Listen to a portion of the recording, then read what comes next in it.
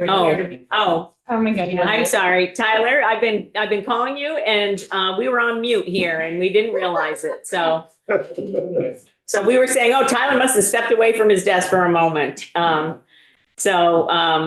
My apologies. And first off, I just want to thank you for being rescheduled so many times. And sometimes you just don't know what the legislative schedule will be, and things that we don't think are going to take a long time on the floor go quickly, and then vice versa. So thank you so much for being here this morning. Absolutely, Madam Chair. Thank you for having me here. I did have a suspicion you look like you were speaking somewhat authoritatively. I think I'm being addressed here, but I don't hear anything yet. So I'm going to be cautious. So thank you. Thank you for having me back. Oh, well, thank you so much. As you know, we have a bill on our wall that addresses restraint and seclusion for kids and youth in DCF custody. And we heard, as you know, a couple of weeks ago from the Office of Child, Youth, and Family Advocate around their perceptions around need for such a bill. And we're interested in hearing from the department about what's your current practices? What are the things that you have in rules or in contracts that you have with residential programs, with foster parents? What kind of data do you keep? And all of those kinds of things around seclusion and restraint. And if you have any prohibitions against the use of those things right now, for instance. The floor is yours to give us some background about how this all plays out from the department's perspective. Well, thank you so much. I did prepare a presentation for a couple weeks ago. I have the same one in hand here today. Okay, I think great. It was posted as well. So I will, if I could share my screen, I will pull that up for folks to view, but hopefully you also have copies in the room if needed. My aim for this presentation, it's not terribly long. I don't anticipate needing to use the full hour of your time for at least my presenting purposes, although I'm here for your needs, for whatever questions you have that I can answer. I think before I even open up the PowerPoint presentation, I'd like to just share that I was in the room when the Office of Child and Family Youth Advocate was there, able to listen in on that testimony, and just offer an appreciation for that body. I think the two of them are working very hard and doing some good work, and they've been very useful partners and allies in trying to figure out how to organize some of this data, how to look at it, and how to really consider systematically the value of this practice and what we can do. So I just want to express an appreciation. I think they gave actually a lot of valuable insight to the group. I'm aware that the committee members, there might be different levels of experience with these issues. So some of what I'm going through might be a little bit orientational to how we look at this. And so just before I pull up the PowerPoint, I'd like to say, just give a very brief how we're organized with regard to placement of youths within the residential system of care. So I am the high-end system, probably should have introduced myself at the beginning of this. I am the high-end system of care director for the Family Services Division of the Department for Children and Families. And one of the responsibilities of that is the supervision of our specialized services unit. And I bring this up because the specialized services unit is a group that holds the contracts to the residential programs around the state, both in state and out of state. And part of their responsibility is kind of maintaining the overall well-being of the residential system of care. So they'll work with programs in terms of guiding practice and kind of shifting referrals where they need to be to get to the appropriate placements. This will all make sense kind of as I go through what the arc of our growth in this restraint and seclusion tracking has been over the past few years. So their role, the family services worker at the district level is really responsible for the cases going in, being referred into residential programs and oversight of those cases at that level. However, we don't have that many residential beds in the state. Sometimes there are some triaging needs associated with that. Those family services workers often need the support of our centralized team to be able to process referrals, move them into, sometimes negotiate with programs to be able to get a kid accepted into a program where it's appropriate. So part of what we're doing at the central level is just making sure we're kind of as smoothly as possible getting kids where they need to go, and then making sure the kids are doing well in those programs. And so we share some of that responsibility with the district staff when somebody's in a residential level of care.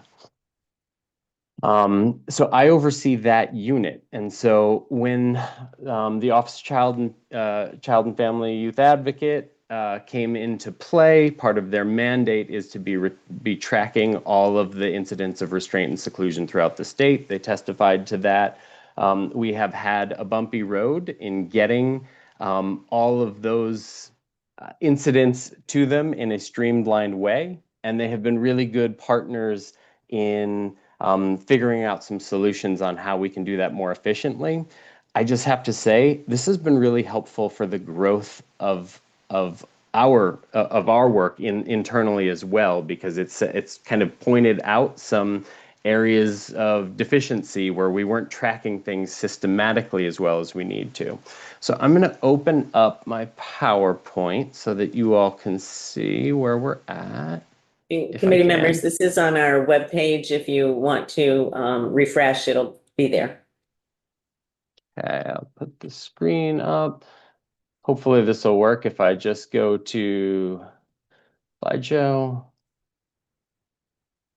Can you all see that? Not yet. Uh-oh.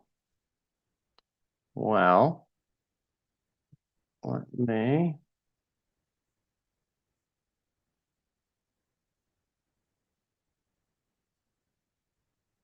Here we go. You can see that now? Yes. And I'll try to, if I pull it up here. Can you still see it? Yes, we're good. Great. Okay, that's who I am. I started off by just saying these are the definitions of restraint and seclusion that we're using. I believe these should probably match up to what was shared by the Office of Child and Family Youth Advocate as well. It's valuable information because as I get into what has been historically, we're going to talk about all kinds of incidents are reported to us at the central office level or reported to direct service staff or the family services worker. And so those incidents aren't all restraints or seclusions. Thank you, Tyler. We have a question. And are you okay with us asking questions as we go along? Of course, just feel free to pause me. Okay, thank you. Representative Donahue. Yeah, thanks. I mean, I've been very interested in discovering for the first time the significant differences between two departments under the Agency of Human Services. So I'm looking at these definitions, and it appears clear that for restraint, you do not distinguish between brief hands-on versus mechanical restraint.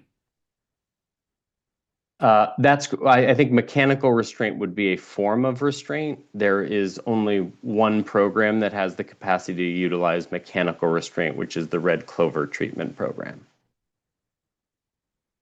Thank you. Within our residential system of care. But we would include a mechanical restraint in this overarching definition of restraint. So you don't track them separately, in other words, right? Because DMH tracks them as different as separate categories, so that you can tell, because obviously a brief hands-on is a pretty extreme opposite end of the spectrum from mechanical restraint. Yeah, thank you, Representative. That's actually the kind of the point I was going towards. This is a kind of all-encompassing sort of thing. So a brief hands-on escort looks very different than a mechanical restraint, or a prone restraint, for example, or some other form of restraint, multi-person restraints. Tyler, before you just move on, I have a couple of questions. So are these Sure. definitions in rule? Are they in Department of Rule? Are you just, giving us a, definition out of the dictionary or? No, I believe these are the definitions that we got from our regulatory authority. So this is what RLSI considers a restraint or A restraint. active restraint or seclusion. So our Okay. residential licensing. So it's within you. regulation. Okay, so, and then my other question is, restraint, it says physical force. It does not reference any chemical restraint. Are there the use of chemical restraints in any of your programs? There are no use of chemical restraints within any of our in-state residential programs. A chemical restraint would need to be under the administration of a hospital level of care.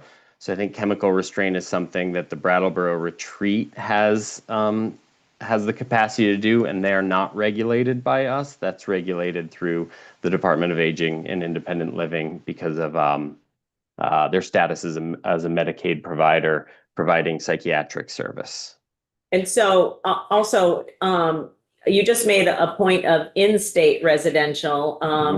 Are these same definitions used in any of your out-of-state residential placements? These are the definitions that we consider. So when we work with our out-of-state programs and we tell them about what our expectations are from their reporting, this is the guides that we give to them. I can't speak to every state, whether they're exactly the same or not, but this is kind of the overarching. So if you have I don't know how you make your payments, et cetera, to out-of-state placements, but I'm presuming there's some sort of legal document that passes between, the state of Vermont and an out-of-state residential program. A contract. A contract, okay. And Yep. so would there be the reference to the Vermont regulations for residential services in that contract? I will have to verify that we have these definitions described in those contracts, but they should be if they're not. Okay, it would really be helpful, and this Yeah. is just sort of teeing up stuff for next year, so course. if we could see like a sample of what a residential contract would look like for an out-of-state residential placement, as well as, I guess, Yep. the in-state if they're different. That's Did you have another question? I just had a follow-up. You referenced a licensing body that you base the definitions on. Was that, you gave the initials? RSL. RLSI. It's their residential unit license. Oh, that's the Vermont licensing Vermont. unit, not a national secret. Correct. Okay, Correct. thank you. It's like, it's the DCF version of licensing and protection. Okay, thank you. That's actually, I'm really glad you brought that up because before when I mentioned what the specialized services unit does, they're responsible for maintaining this residential system of care to some degree and facilitating movement throughout that. The residential licensing unit is separate from all of that, and their responsibility is to conduct investigations where there are problems in a program, and those problems very well may have to do with restraint and seclusion activity. So when we get a report in from a program about what's happening, our residential license unit, when there's an injury associated with that, all of those have to go to our residential licensing unit, and so that body will decide whether or not an investigation is necessitated by that, and then conduct an investigation and issue findings. Yeah, the reason for my wanting to clarify that is because it sounded as if you said you're using the definitions from that unit. So that's still internal. In other words, DMH has CMS standards, which then they break out into their own. CMS does not distinguish types of restraint. In other words, DMH chooses to break that out further. But you're based only on internal regulations, not on any external above state level. I think this just orients us to what our expectations are about what programs should be notifying us on. We do have greater data as to what each of those restraints entails and how we organize that data we have discretion over. So we could develop a spreadsheet, so to speak, that differentiates a mechanical restraint from a chemical restraint from a physical restraint from an escort, so on and so forth. We have that now kind of broken down into there's a column that has types of restraint identified, and it will kind of, sometimes it has multiple in there. But we could organize that differently. But we do have the information as to what type of restraint it is. Okay, thank you. Did you have So a question? I think we got one more question before we get Sure. past the first slide. Of course. You mentioned chemical restraints. Does that happen in Vermont? That would have to happen under the direction of a clinician, of a doctor. So we don't have that in any of our Vermont programs. That could only happen at the retreat. Like at the retreat. Yeah, okay. Correct. Thank you. You're welcome. Seclusion as a practice is something Director Bernstein spoke to, or is it Advocate Bernstein, I should say, spoke to our informing him that there were 0 incidents of seclusion. Historically, that was true. In our first reporting to him, we reported no incidents of seclusion because it was a practice we identified as not doing in the state. It gets a little bit dodgy in there when you start to consider, do you consider a timeout as a seclusion? Historically, we've said a timeout is not, or sometimes there's spaces that use peace rooms or something along those. Serenity rooms have been referred to, spaces where a young person can go to of their own volition. If they are enclosed in that space and they don't have the ability to leave that space, that would certainly be a seclusionary incident. But different programs have reported different things on that. We have since had a program that deals with very young kids, and they have been referring to this incidents that they've been using as seclusion. And you're going to see later in this presentation, when I get into the data, that we have a number of seclusion incidents that we have identified that have been sent over to the OCYFA. It just wasn't in some of the earlier versions. So that's newer reporting we have on newer versions of the data that we sent over. I'll get to that detail more when I get to the data, but for now. We have another question. I know you Sure. said you weren't going to take a full hour, Tyler, but you know us, we have questions. I like to Go talk. ahead, Representative Bishop. Just a follow-up, you referenced timeout. Is that, how are you using that term? And is that timeout taking place someplace that's a closed door? Anything you can tell me about that? I think if the person was to go into a room where a door was closed and they were barred from being able to leave, we've been considering anything more than 15 minutes in such an arrangement would certainly be a seclusion situation. Typically with timeout spaces, youth are just separated from the group. They might be transported, so we might get an incident report that shows a youth being transported or exported to a area for a brief amount of time until they settle from an immediate outburst that's going on. In some cases, youth might be invited to take a timeout. Even if a youth is invited and stays in a timeout scenario for an hour, but they're there of their own volition to be able to leave, I wouldn't consider that a seclusion incident. So to some degree, we have to exercise some judgment as we look through the write-up of the incident itself to determine, would we call this a seclusionary incident, or would we call this just a timeout practice, which wouldn't qualify as that. I just would remark that the 15 minutes threshold seems to get a bit squishy. Yeah. There can be 5 minutes of seclusion that I could see being fairly traumatic for the involved youth. And there could be 30 minutes of technically seclusion, but the youth may just view more as a timeout. I mean, so it just gets a little tricky. It seems like something that a time threshold, if it's going to be used, would be part of a formal definition. I think we could really, oh, sorry. That's right. Yeah.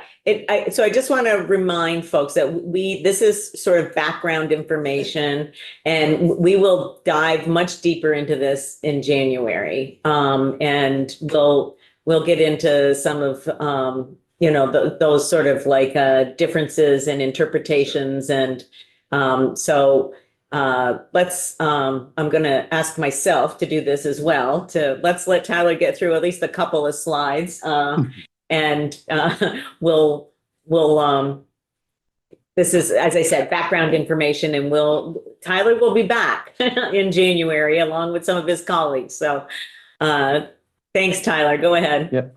I certainly will be back. It is a really good point you bring up, and I think clarity in definitions is helpful, because anytime you have discretion, you have the opportunity for reporting to look different. So I would certainly welcome definitional clarity. Right now, these are the incident reporting elements that we would like to see. Just for us all to consider, when somebody says there was an incident in my program with this youth, these are the things I would like to see. It's not as concrete of, we had, for example, a PRT. A PRT, so everybody knows, is primary restraint technique. It's from the Handle with Care model. The primary care model we use for restraint in Vermont is Handle with Care. I think TCI is also one of them. That's therapeutic crisis intervention. But they're both evidence-based models around the appropriate way to do this. So we don't just want to see what the hands-on incident looked like. We want to have information about, of course, there is all the detail of what happened, but also what kind of prompted this. What was the status of things as we got up to the restraint? What sort of de-escalation techniques were put into place? Every model of hands-on physical intervention comes with 90% training on how to not use that type of intervention. So the priority should always be about de-escalation. So we want them to be writing that up in their incident report so that we can see it.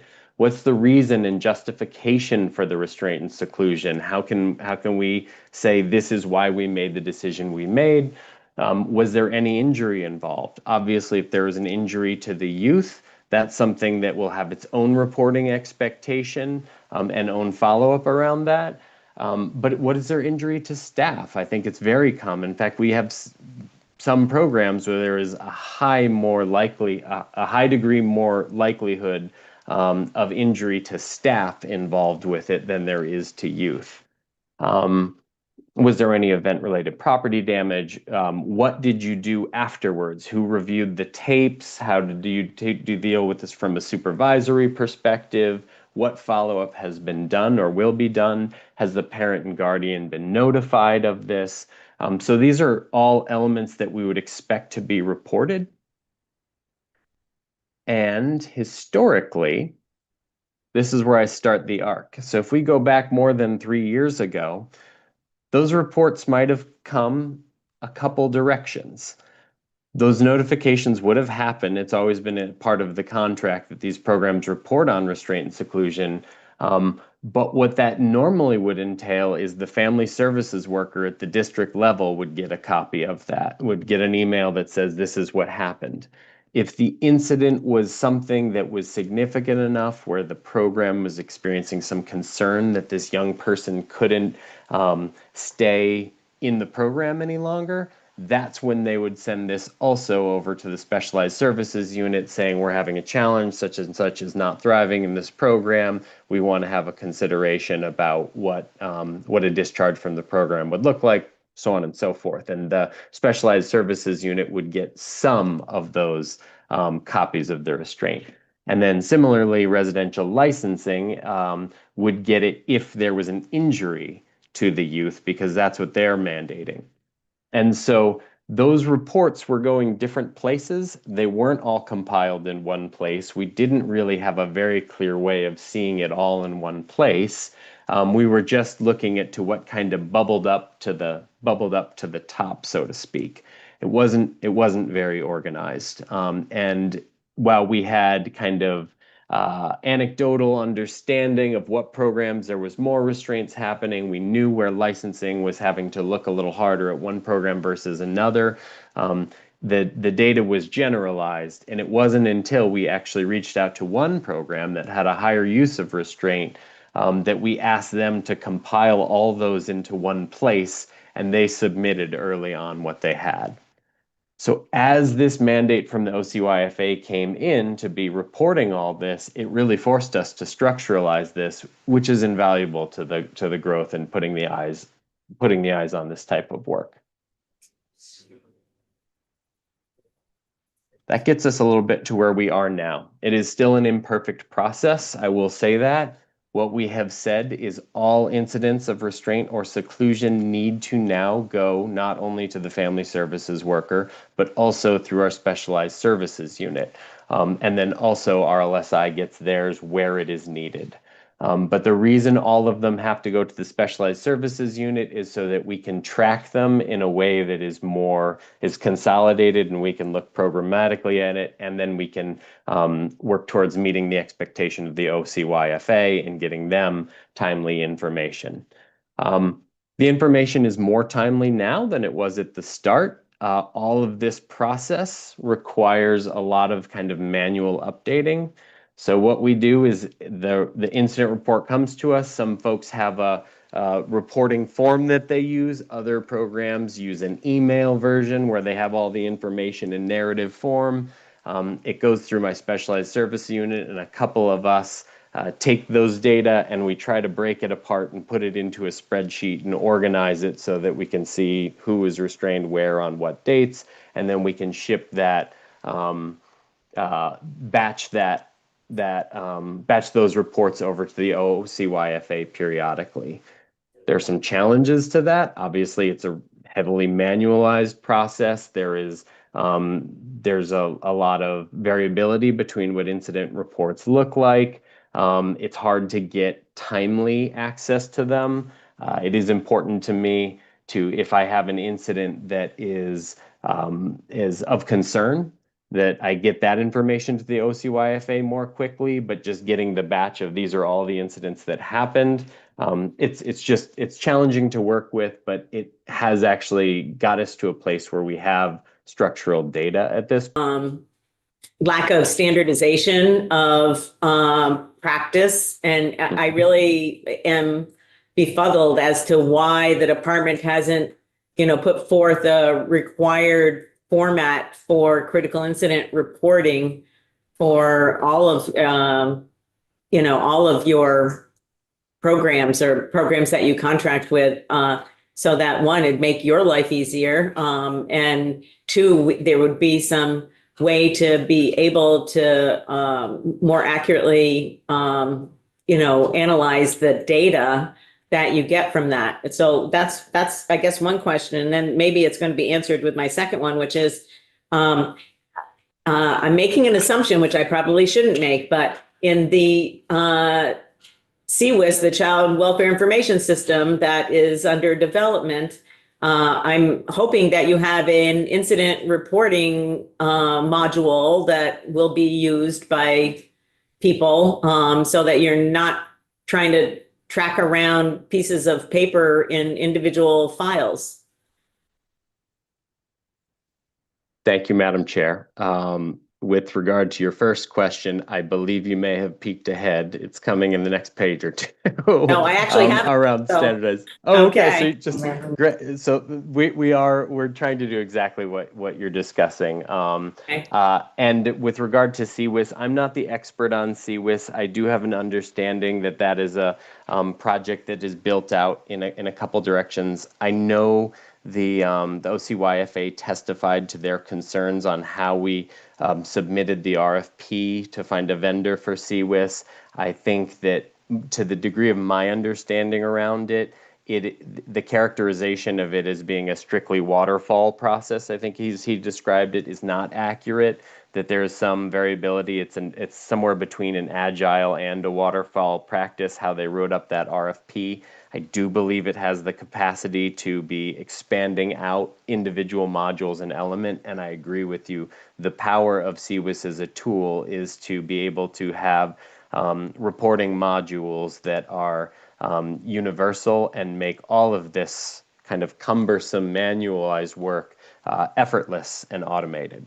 So I would expect that this be built in as a component of the CWIS program. I know CWIS it's usually a multi-year process to get it rolled out, so I don't know when that would happen, and I'd have to ask somebody else to probably speak to the mechanics of CWIS and what's possible, if the committee is interested in that. But I would be pressing very hard for restraint and seclusion information to be built into our CWIS protocol. Okay, thank you. Yeah, I mean, and honestly, if there's anything that we can do on the legislative side that can be of assistance in helping, the Agency of Digital Services prioritize CWIS as, I mean, I know that y'all are working together with them, or, people in your department are working together with them.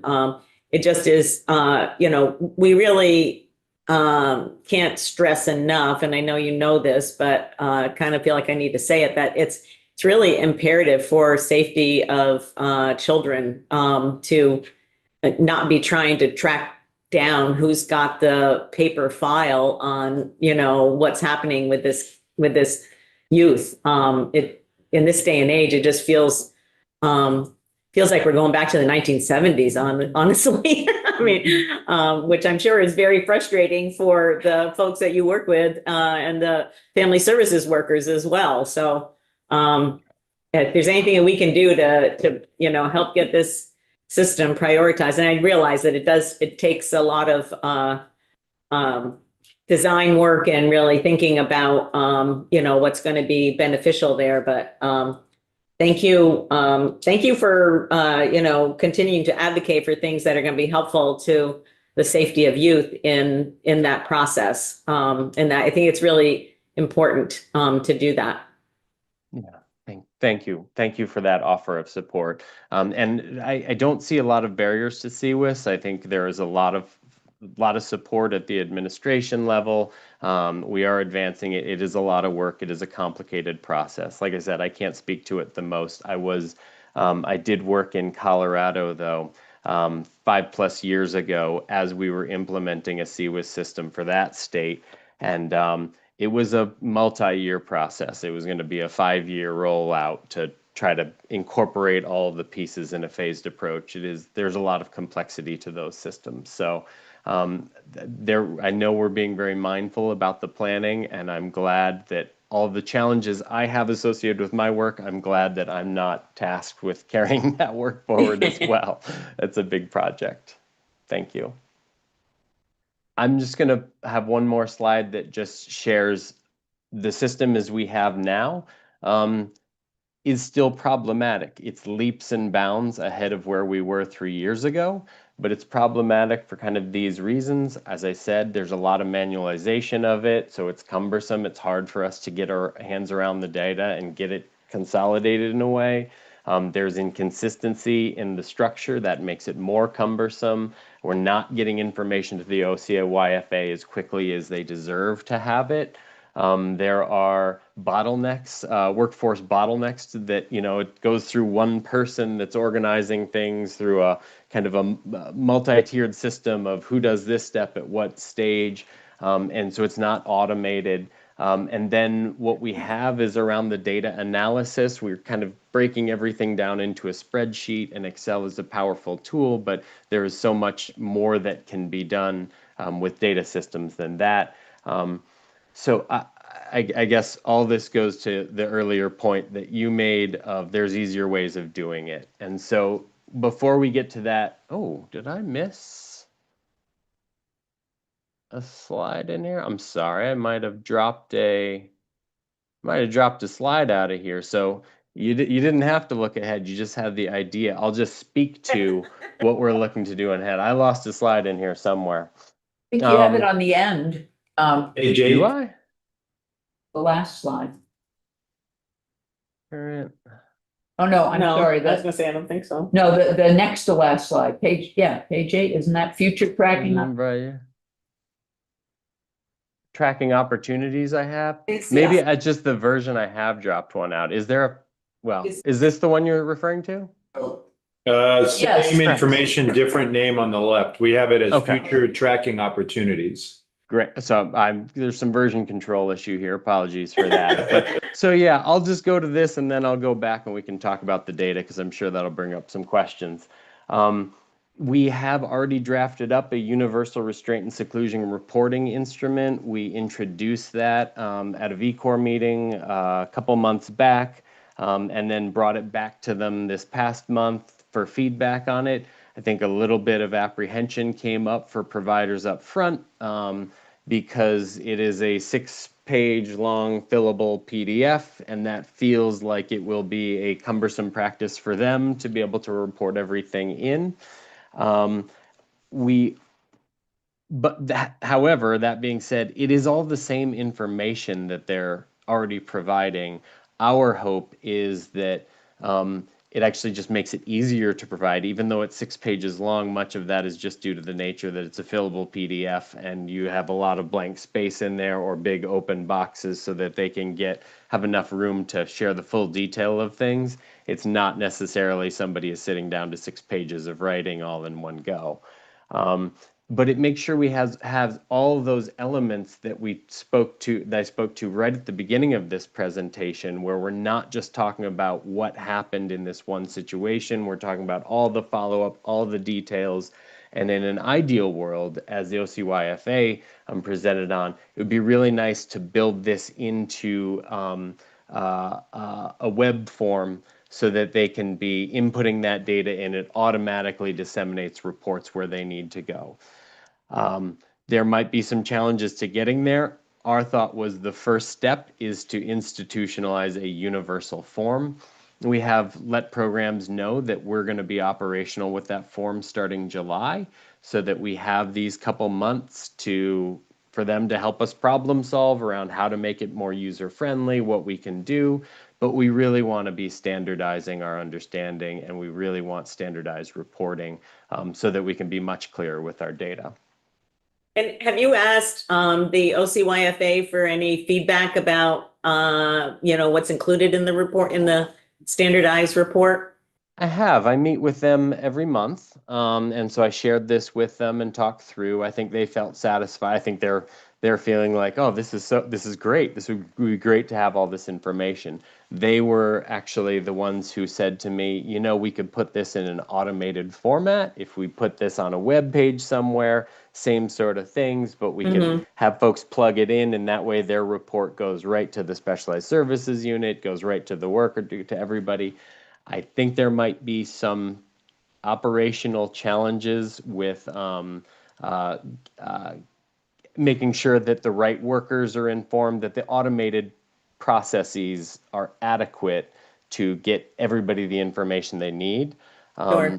But they've been useful thought partners in the process, so that's why I meet with them regularly now, because they're helpful in this. Thanks. So that's our plan. We want the other part of it is all of the shared reports that we have. Historically, what our thinking is let's batch this all into a spreadsheet, kind of narrow down that spreadsheet to what, the kind of in a tracking way, and get it all over to them so that they can just look at the batch data. And what they're saying is this report is not particularly useful. They want the details around each incident.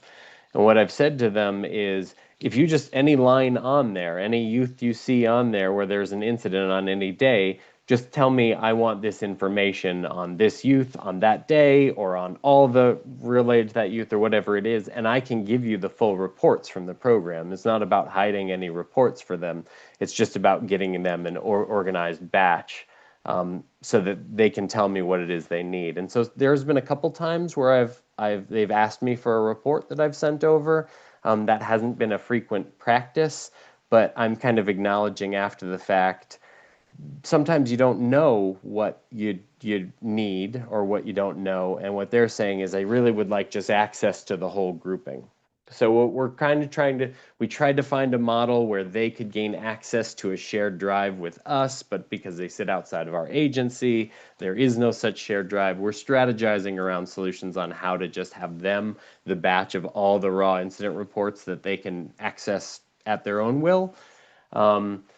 And that could streamline the process a lot while we get towards a solution that, you know, a CWIS solution in the future. In the now, if they just have all the raw data, that will satisfy them more than us trying to organize the data for them, they've told us. So we're working on those solutions right now. We're also building into our contracts specific language. All of our new contracts have specific language that says you must report and you must utilize this reporting tool. So now that once we have this reporting tool rolled out, they'll be contractually obligated to use that standardized report. We are trying to do that without out-of-state contracts. There might be some challenges with some out-of-state programs in there because they have different systems or different reporting obligations. So for them, if they're using the Vermont tool, Vermont is one state of, 20 states they contract with. If they have a different tool for every state, that'll introduce issues for them. So we're trying to negotiate with them around what our concrete expectations are. I think we have a question here, Tyler, Representative Donahue. Go ahead. You just answered it, actually. I wanted to know if those, the contract requirements were going to include DCF youth in other states. So thank you. You're welcome. Yeah, that's our objective. We're working towards that. There is negotiation in those processes. Certainly we can tell them they have to report, but in some places they might say this is a non-starter. I can't have individualized reporting tools for each state we serve. So that'll be a negotiation. Yeah, I understand maybe not being able to use the same instrument, but it would seem imperative that they provide whatever their format is, provide data on youth where there is restraint and seclusion used. That's right. And we do have some language around that now, but we're really structuralizing that language more and more. We've mentioned a possible virtual tool. I think there are some implementation challenges, but we'll keep you posted on as that grows. Again, a virtual tool could make a lot of streamlining to the data collection as long as the automated features don't fail. So we want to do it mindfully.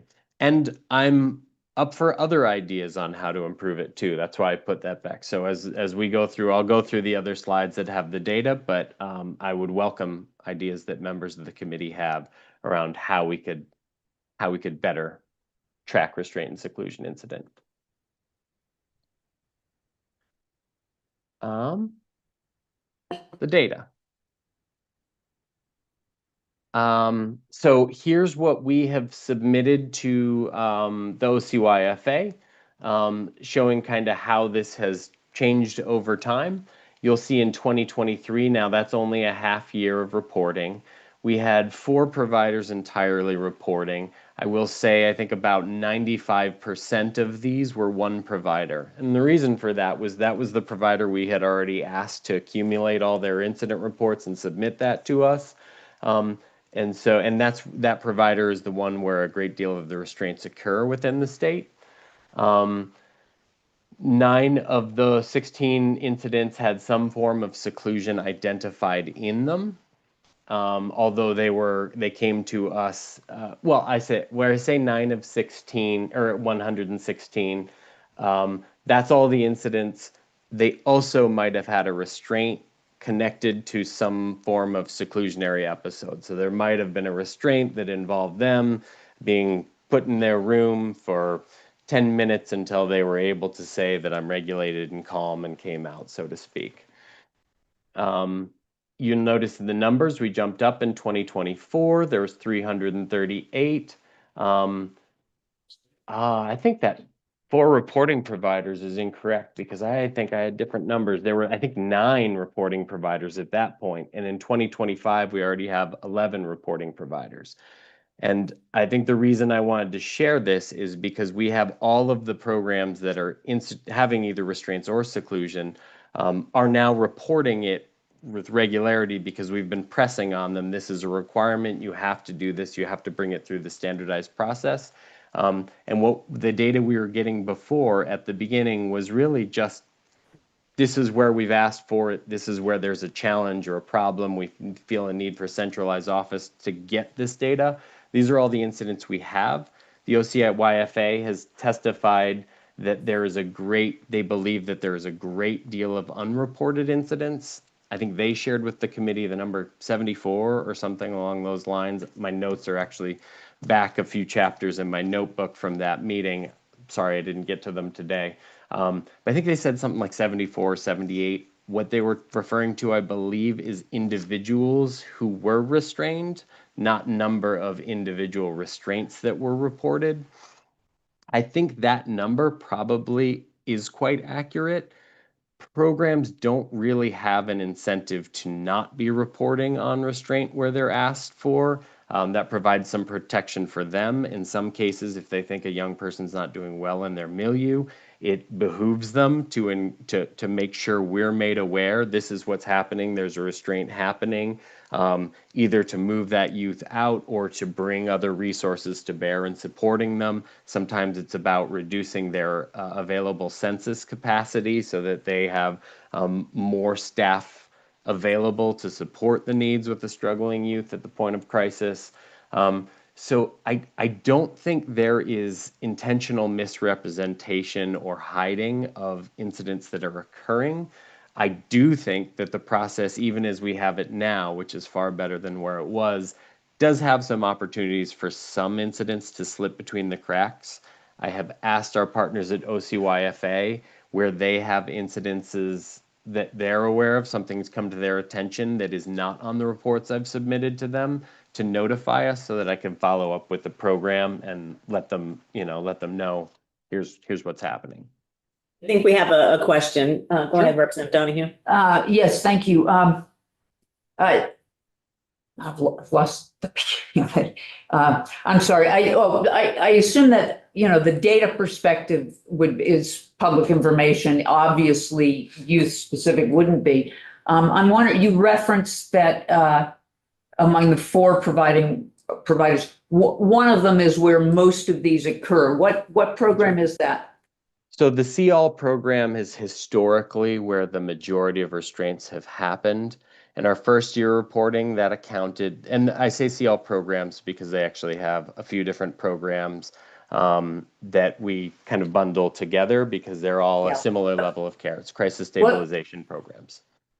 Crisis stabilization. So that's run by different organizations you're referring to? No, or? they're all run by See All. They just have a few different programs. See All, right. SE, not. I was thinking of the initial C&L. Yeah. No, Thank you. SEALL.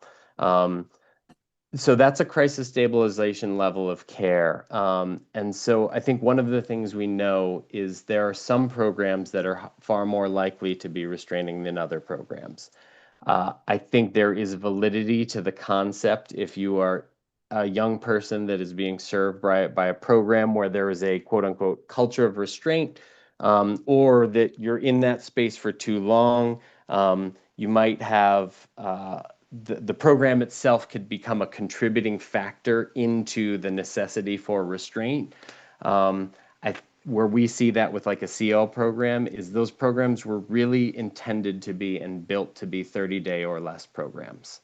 The problem is we have limited level of care outside of those crisis stabilization programs sometimes, and we have programs that for whatever reason will not accept a young person to their care. And one of the biggest kind of exclusionary criteria for a lot of residential levels of care is if I see youth aggression as part of the case presentation, that exceeds my capacity to serve them. And so when you're being a little bit more exclusive around who you accept in, those programs that are saying we can accommodate the needs of a youth that has a recent aggressive profile, they get stuck in those programs for longer. And so what we want is a crisis stabilization program that can move youths out quickly. But if there's nowhere for them to step to, be foster care or another residential program, they languish there for a little bit too long. And when they stay in the program too long, the likelihood of disruption can increase. So I think that's one of the systemic problems that we're facing. Another part of it is just the nature of it. It is at the point of crisis, you have somebody like the See All programs who can step in and say, we can accommodate this youth in our program, regardless of their case profile, with very little information sometimes going in, but we will accommodate the need. Sometimes we reduce their census to be able to do that, but they're taking on a lot of the crisis state. Obviously, a lot of this happened with the closure of Woodside, simultaneously the closure of Woodside, and the kind of systemic decrease in the system of care at large. One nice thing that I noticed in looking at this data, though, while you had 90+% in that 2023 being attributed to that program, it went down to about 50% in 2024 in that program. And so far in 2025, about 25% of our restraints are coming out of that program because they have put a lot of attention into building out their clinical team, bringing in staff wellness activities to keep their staff healthy, changing their staffing pattern. They brought in, they have therapeutic dogs come into the program now. They're really trying to do everything they can to kind of manage the emotional state of their milieu clinically to really step away from the practice of restraint as much as they can. So they've shown great improvement, and they have really been putting forth concerted efforts to suspend this practice. But there has what we're also seeing is more programs are giving us the information we need. So all of this trends, in my perspective, to us really being in the right direction.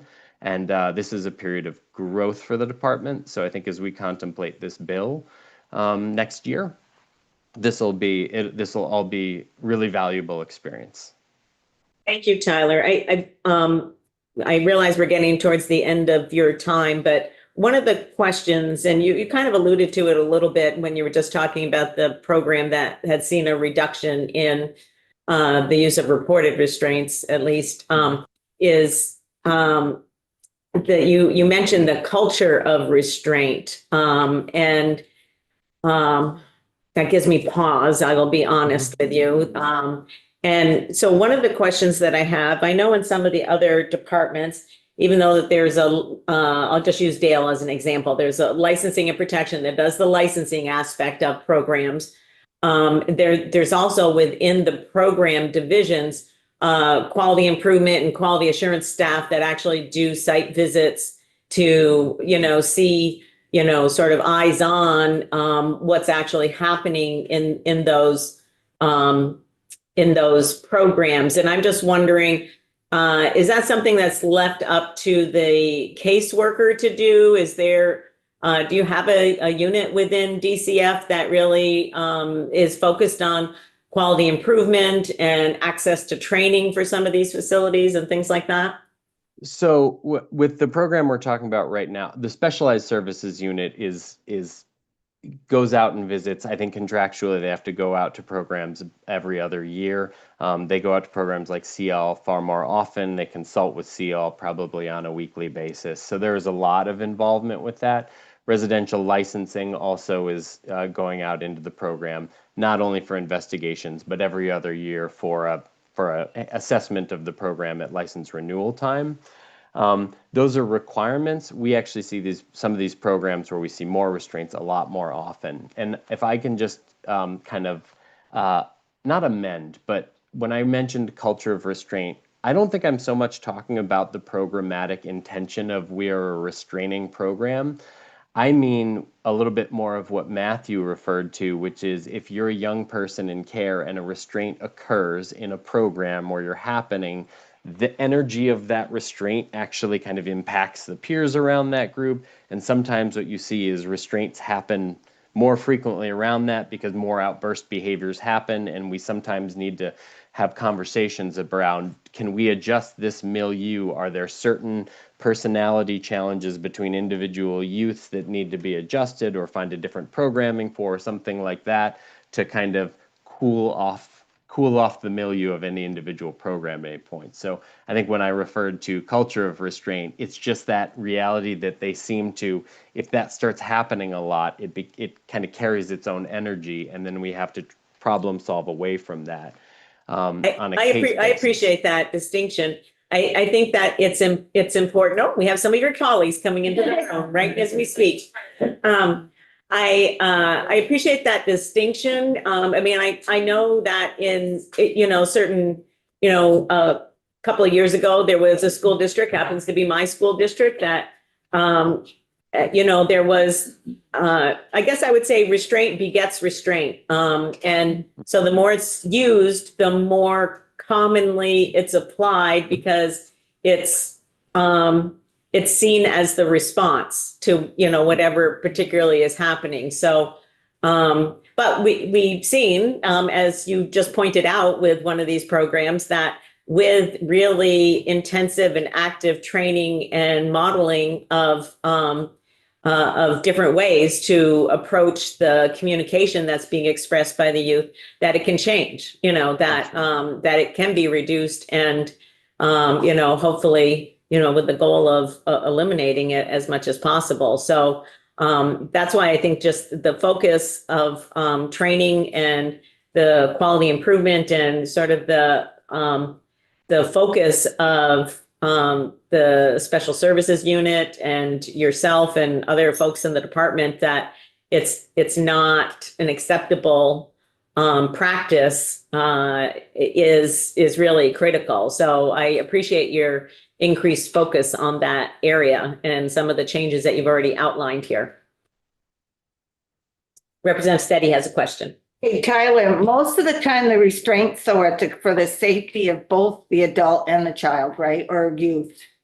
All of the time it is related to safety. There That's should what be I no thought. restraints that aren't related to safety. And it typically is assaultive behavior of a youth on another youth, and sometimes a youth on an adult. I will say I've seen I'm incident sure the reports. adults wouldn't do it unless there was a reason to do it. Thank you, That's Tyler. right. You're welcome. I will say I've read incident reports that having staff members being punched in the head and face a dozen times before they got to the point where it became a physical restraint. So I think a lot of these programs really do try their best to and sometimes to beyond what could be even expected, to really care for that youth and to hold this as a last resort. I That's a know, very good point. I have a relative that's disabled now due to a youth attacking her at school. Thank you. You're welcome. I know I'm out of time. There's one slide at the end of this. This was actually just a response when I was here before. You had asked for some data on where youth were out of state, where they were being placed. And so this was just some updated data on where young people were in out-of-state programs. So at that time, a couple weeks ago, we had 47 youth in out-of-state residential placements, 41 of which were what we refer to as regional, which means Massachusetts and New Hampshire. They're still easily accessible by FSWs and our staff. That seems contextually different than youth who were placed in a program in Florida, for example. So there we had 6 youth. Of those, I think one of the follow-up question was, where would they be in our developed system of care? So 4 of those 6 youth could have been served if we had that Vermont PRTF program in place right now. And 1 of the 6 could have been served by the Green Mountain Youth Campus long-term treatment program.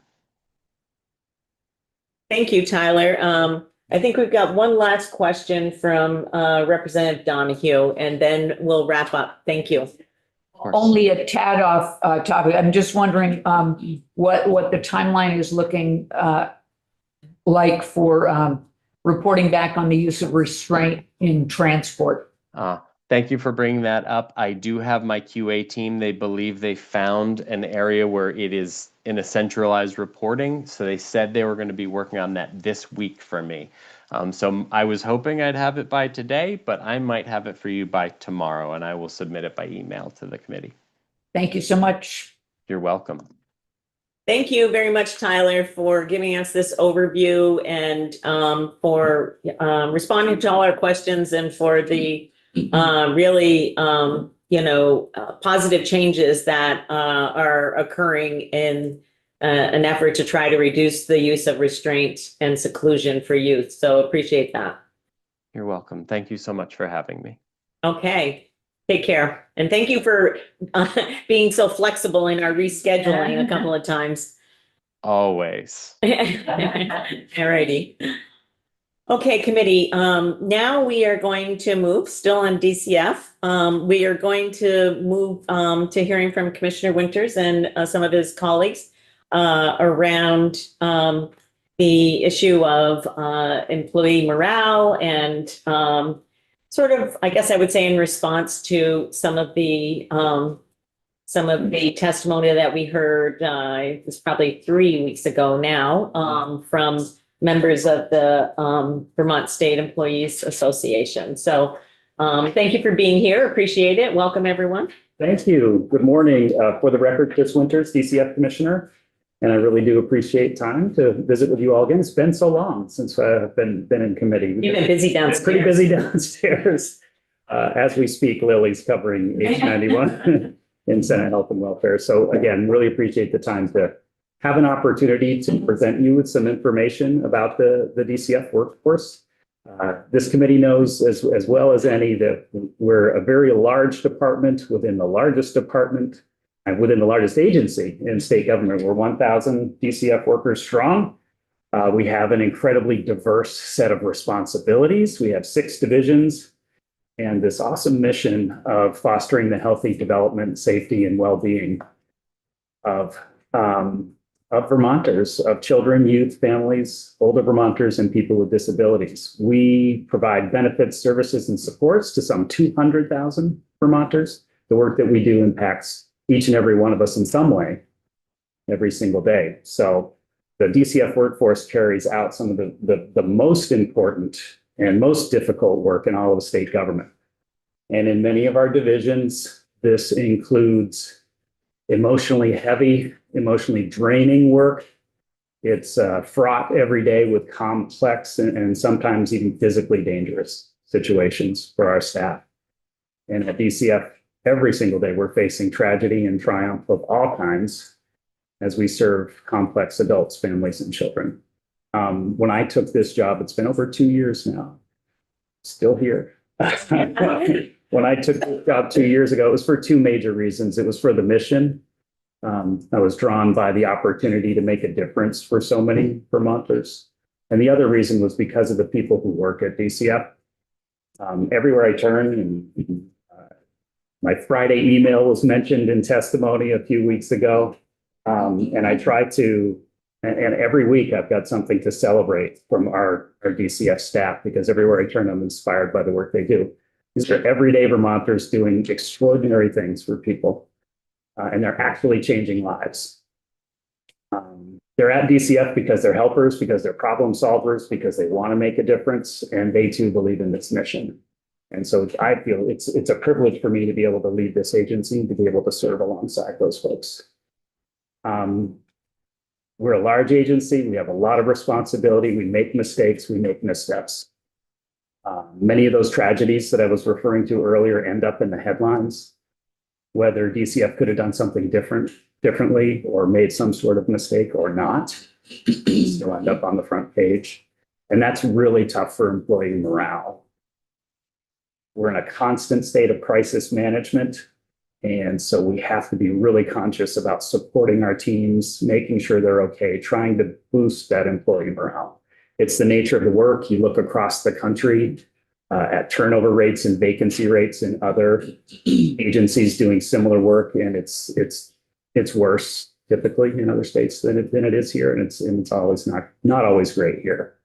The public rarely hears about our successes and about our victories. Those don't make the headlines, and we can't always talk about them because of privacy concerns. Those don't sell papers or generate clicks online. So we're really excited to have a little bit of time here today to talk about our workforce efforts and celebrate some of the successes.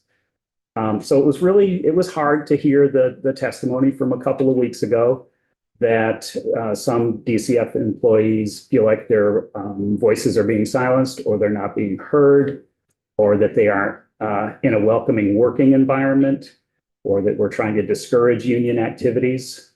And that it's leading some people to leave that work at DCF. And when I do exit interviews with people, I often do it with really senior folks, particularly within family services. Eric and I will meet with them and hear from them as to why they're leaving. it's never because they don't love the work. They often say, I want to stay, but the conditions, I just can't anymore. It's too taxing. It's affecting my family life. It's affecting me mentally and physically. So while that was really difficult to hear from Mr. Howard and Ms. Bertrand, we're glad you provided that forum. We need to hear it. And we're glad that people had an opportunity to speak out. And so we'll try to address some of those things today and be here to answer your questions. Because our greatest asset as a department, we don't have a lot of physical things, but we have people. And we have to treat those people well. We have to treat them with dignity and respect. We have to take care of the people who are taking care of the people so we can meet our goals and accomplish our mission and get the job done for Vermont. So with that in mind, we are very much focused on our workforce, how we can improve it, and what our approach is to it. With 1,000 employees and difficulties with recruitment and retention, we've long been trying to strategize about how we recruit, retain, and support our workforce. And so the slides you have before you today are hopefully responsive to what you heard from the VSEA members and some of the questions that we heard you ask in this committee when that was presented. Hopefully don't be too worried about, there are 33 slides here, but a lot of them I can move through really quickly. They're simple graphs showing some information about workforce and about customer service. So what we've lined up for you today is a presentation in 3 sections. First is an overarching presentation about our approach to workforce from Erin Henderson. Erin is DCF's Director of Workforce Development. She leads our workforce efforts from within the Commissioner's office. And I meet weekly with Erin to check in and strategize for the department's approach to workforce.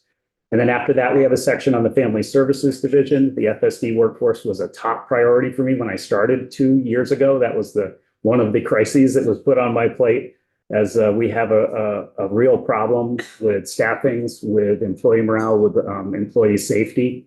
And that was one of the first meetings I took when I became commissioner. And while it's taken some time over those 2 years, Deputy Commissioner Radke and I are excited to share some of that progress that we made and talk a little bit about how we got there over the last 2 years.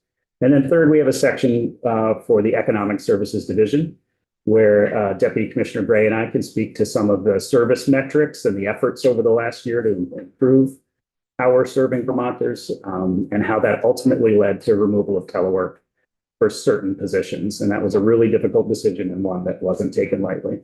So that's how I propose we present you with some information today, and I'm happy to take any questions or suggestions before we start that. I think that's great. Commissioner Winters, thank you very much. We will be mindful of your time, and I think it's probably best at this point in time that we allow you to kind of go through your presentation. And so I'm going to try to model for committee about not interrupting and asking questions. So we'll save those for the end because we want to make sure you have an opportunity to get through everything that you have here today within the time we have. So Thank you so much. Is Erin online? Erin, I'll turn it over to you to do a high level for the workforce approach that we have from the Commissioner's office. Thanks, Chris. Thanks for having me. My name's Erin Henderson. I am the DCF Workforce Director. I wanted to start out by letting you know that we do have a structure. Our DCF Workforce Committee is led by me with representation from all our divisions and human resources as well. And I did just want to point out that specifically our ESD and FSD divisions both have workforce director positions. So these positions are specific to this job. And everybody else on this committee does other things as well, has other pieces to their job. I will also point out that we have a merit committee. These are other ways that we support the workforce. We have a merit committee, a classification committee, and many of the people on this workforce committee sit on those committees as well. And we also have racial equity committees at each of the division levels. And then we also have an equity committee at the DCF level as well. I guess, oh, one more thing. Sorry, Miranda. I guess the last thing I'd like to say that in addition to this committee meeting monthly, I also meet individually with each of these people monthly to go over specific division workforce initiatives as well. Thanks. So we really have 3 DCF workforce priorities. We put them, I guess, into buckets: inclusive hiring practices, onboarding, and employee life cycle. Some examples of what that means. Inclusive hiring practices are things like diversifying our recruitment locations, reviewing and updating minimum qualifications, bias training for interviewers, competency-based interview components, things like that. Onboarding has to do with first day, first week, onboarding plan, division-specific orientations, position-specific training, and mentor programs. And then within the employee life cycle, we're working on tracking performance evaluations and coming up with performance evaluation standard processes, supporting supervisors with trainings around those things, stay interviews, individual employee development plans, and exit interviews. So we have a lot going on in those 3 buckets. And those are specific to what we think are our workforce priorities for the last year or 2.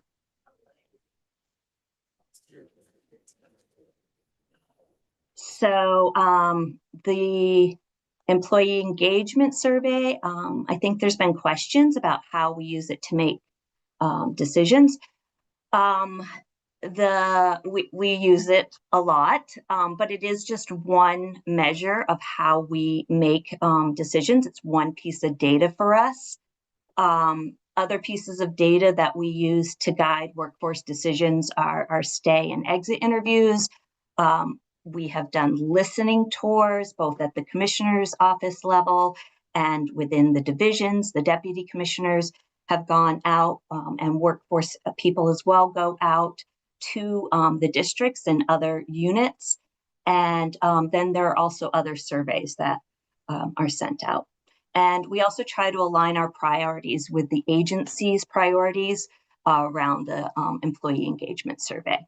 So I sit on both the AHS Professional Development Steering Committee, which is basically the AHS Workforce Committee, as well as chair the DCF Workforce Committee. So the 3 priorities from the agency that came out last year were communication. And here is just a couple examples of how DCF tries to prioritize communication, ESD tries to prioritize communication, and FSD. And then the next slide is the agency priority of professional development. And again, how DCF is prioritizing it, ESD and FSD. And then the last one is psychological safety. And again, how both at the commissioner's office, the DCF level, and economic services and FSD are trying to prioritize those. And you'll see a little bit more of that in the FSD and ESD presentations about how they're addressing those specific areas. And then finally, our approach to telework. We do work within DHR guidance and policy. We also are very aware that being flexible with our employees is a recruitment and retention strategy. But we need to do that as long as it meets the needs of the business. Different roles need to be more frontward facing than other roles. So we have been working hard to be flexible with our people. Commissioner Winters and I were out in the district offices encouraging people to think creatively about if telework, because for a long time, telework has been equated with flexibility, but we think there are other ways that people can be flexible with their staff, and encouraging people to think outside the box, to do alternate work schedules, which I know that our supervisors and district directors are working really hard to do with people. And I think ESD will tell you some direct data around how many people are actually in the district with alternate work schedules.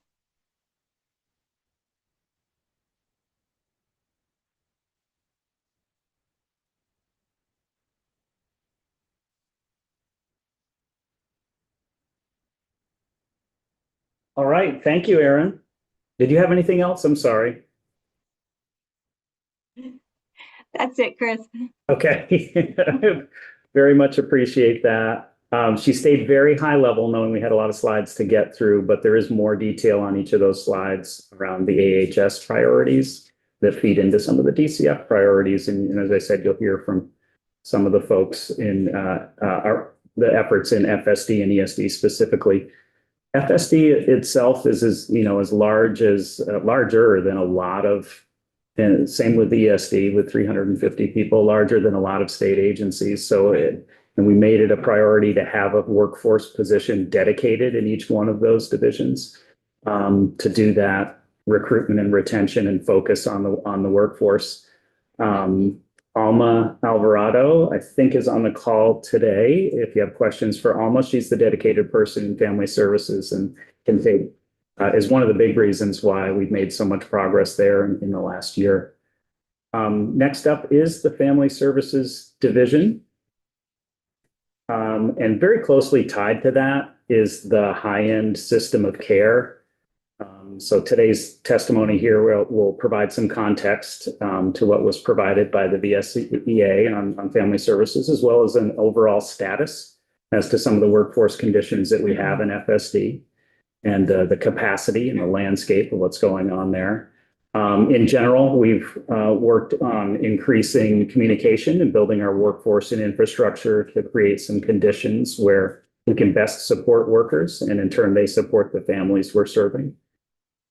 One example of that is our participation at meetings when we're requested by staff to support information and be sure we understand their concerns more directly.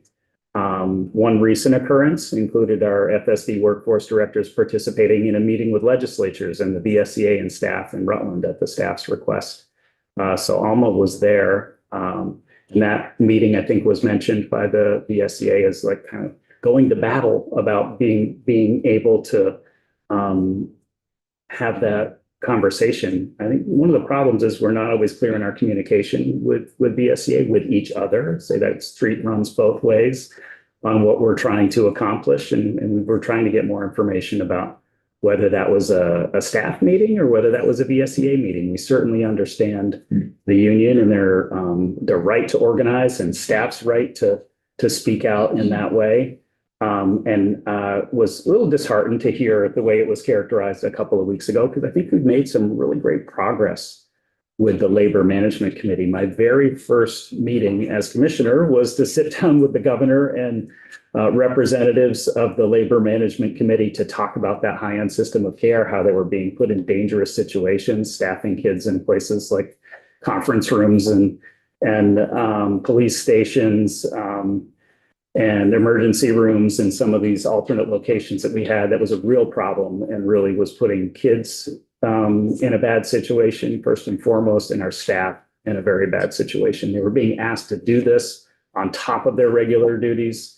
And so over the last 2 years, we've really been focused on that. And we can talk about how things have changed. I think we've really turned a corner.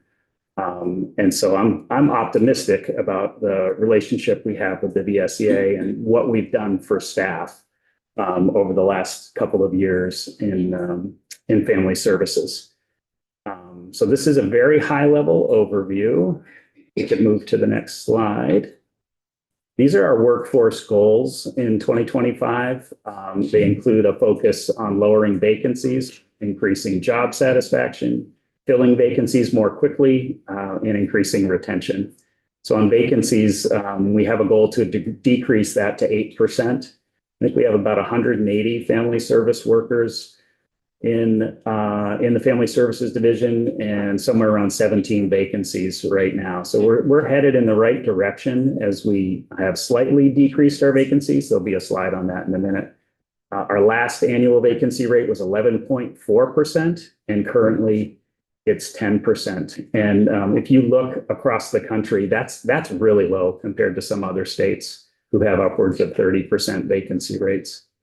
On job satisfaction, I mean, we want to see that number go up from the surveys that we put out and have a gradual increase there. We did see in our last safety culture survey a rise from 61% job satisfaction and 62% to intent to remain in child welfare, to increasing this to 65% for each is our goal here. Those are slow and incremental changes, but we are making progress there. We have met our goal for increasing our staff's intent to remain in child welfare, so that's positive. And the employee engagement survey hasn't been put out yet this year. I think it's coming out soon.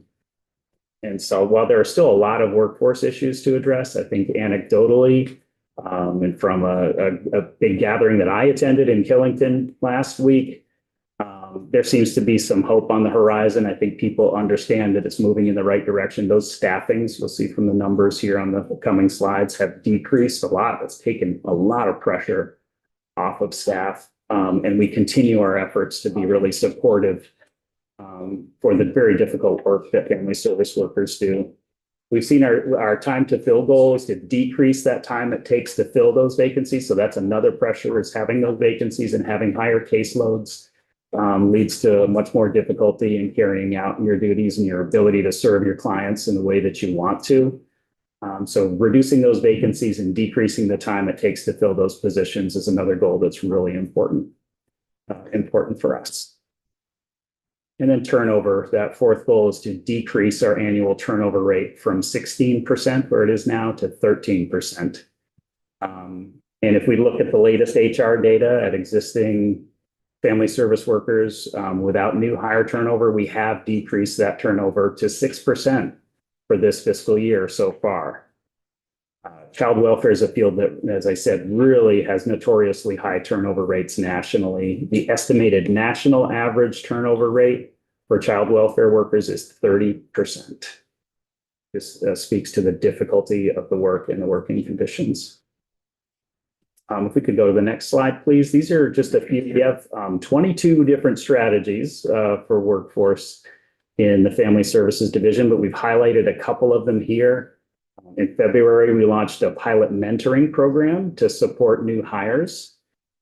This year, we've also implemented quarterly all staff meetings as part of that communication and transparency and keeping people informed. Those provide a time for leadership to let folks know what's going on and be responsive to any staff requests and comments. So we've done a couple of all staff meetings and they've gone really well. And they also, in family services, provide updates to all staff and encourage Q&A with that.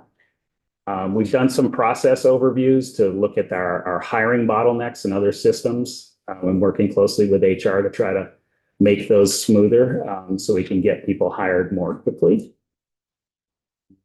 And over the past year, we've established some workforce partnerships. We've reclassified positions so that we're building some different resources. We've taken a few of those long vacant family service worker positions and turned them into other things to help support the workforce, such as resource coordinator support positions. We have 5 additional of those positions in the past year, and that's really made a difference for the workforce.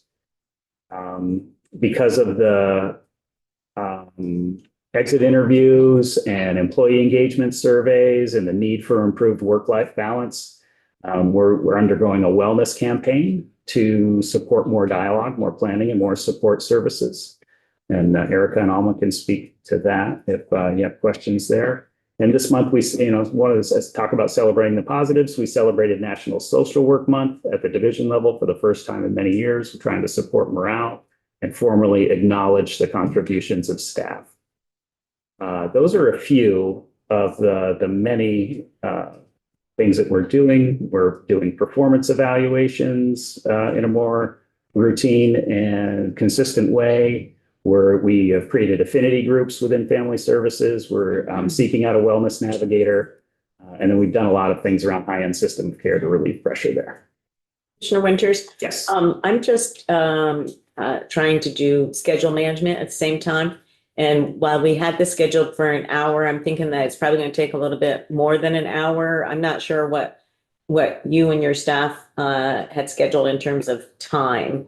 We're just, I'm trying to be respectful of people at 11, but respectful of you as well. And so I'm thinking that we might reschedule the people at 11. Do you have availability because I think there's going to be some questions and Yes. so do you have availability? Can absolutely do that. Sure. Okay. All right. Thank you. My apologies to whoever's following. I think it might be Monica Huff. It is Monica. It's okay. You can work that. It's okay. Sure. It's all right. Yeah, Thank you. thank you. I will try to move a little bit more quickly here. It's okay. I mean, I just, yeah, it's information that people want to hear. And I just, thank you for being so thorough. Sure. On the next slide, you can see those vacancies and some of the strategies that we've been trying to implement, starting to bear fruit here. We're seeing progress in all of our goals and metrics in terms of vacancies, and the graph is showing progress toward lower vacancies in the Family Services Division. We're recruiting for multiple positions and points in time all through the fiscal year. Right now, we do have 17 positions vacant, or a 10% point in time vacancy rate. And our goal is to get to an 8% annual rate. And a lot of those are new hires, so they're still in training and not able to pick up full caseloads. So, that does take some time to bear fruit as well. We did reclassify, let's see, can we go to the next slide, please? So in 2024 and 2025, beyond those specific goals about retention, we put a priority focus on improving our overall workforce, continuing to embed staff safety culture and increase psychological safety overall with the intent to improve our capacity and the well-being of our workforce. We mentioned some of those scores from earlier, showing that 62% of staff had an intent to remain in child welfare. We would love for that to be higher. And I don't want to say it's good, but relatively speaking, that is a good number compared to some other states, and try to remember that. And in 2025, we met our goal to increase our scores to 65%. So that includes a survey that included participation from 60% of family services staff, or about 250 of the 350 individuals in Family Services Division. That response rate is higher than other response rates nationally. It's low on the low end for state of Vermont employees. Another significant score in our 2025 scales included the data supporting that our workforce who think the mission is critical and are here for the right reasons. 94% of family services staff who participated feel that their work has purpose and meaning. So we really do have that going for us, the mission that I spoke about earlier. And that's a powerful predictor of retention and workplace connectedness.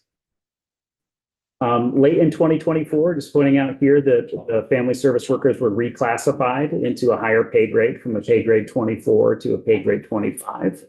So that means they'll get a positive pay increase, and we hope that'll help support retention. And then also our last employee engagement survey conducted before we put in some of these HESOC high-end system of care reforms showed that 61% of our staff who participated in endorsed feeling general job satisfaction. So we expect that number just to go up. The next slide shows you a little bit about the caseload. So caseload is really important to the family service workers feeling that their work is manageable, that they're making a difference, that they have the time to connect with clients and do that work that they signed up to do. We can see the number, especially of cases in children in DCF custody, really going down over the last several years, particularly over the last few years. I can remember when I started, that number of about 1,050 kids in DCF custody. And now that number, it shows here, about 900. I think the count is somewhere around 865 as of today. And that's because of a lot of hard work in the Family Services Division, focusing on safety and proper removals and doing other prevention and intervention rather than child removals. So I don't think we're making fewer decisions or bad decisions. We're making smarter decisions about when kids come into DCF custody and avoiding that wherever possible. So those caseloads are becoming more manageable over time, although the cases themselves, you'll hear from family service workers, are much more complex. So we're looking at meeting the best practice standard of, the standard is 12 families per ongoing worker. And right now, if we had all of our positions filled, it would be 10 families per worker. But that number is actually 13 with the vacancies that we have. So we're getting close to where the ideal number of 12 families is. Next slide, please. So these are the parts of the high-end system of care, which had created a lot of pressure, demoralization of staff, some of that emotionally heavy work that's sometimes unsafe working conditions that resulted from having those alternative staffings. And so we've developed a lot to try to restore that system of care. It really was diminished after the closure of Woodside, after losing a lot of residential care beds through COVID. And it's been really quite a long slog trying to build that back. It has taken a lot of time, but over the last 2 years, we've been working hard at it. And over the last few months, some of these things have really come to fruition. In October, we had the Red Clover Treatment Center opened with 4 secure crisis beds. The Vermont Crisis Intervention Network through Upper Valley Services. We have a bed now in Brookfield, where we have a youth, particularly a lot of youth requiring assistance because of a severe medical problem or disability. We had a lot of staffings of those kids over the last several months, and we were just not equipped to do it. Now we have a dedicated bed that's helped out quite a bit. We put together a child and adolescent transition staffing team. That's the CATS team. Those are volunteers from across the Agency of Human Services who want to do this work of staffing kids. And they are trained up to do that. And they are deployed across the state now to do that instead of a family service worker being kind of force called out. So the CATS team has stepped up to do many of those staffings. And contracts. We have a company called TLC who provides nurses and staffers, and we've really stepped up our relationship with them and use them a lot more. So this has greatly reduced the number of staffings that we're asking our family service workers to do. We've also recruited a lot of respite care workers who also enjoy this work and are experienced with this work.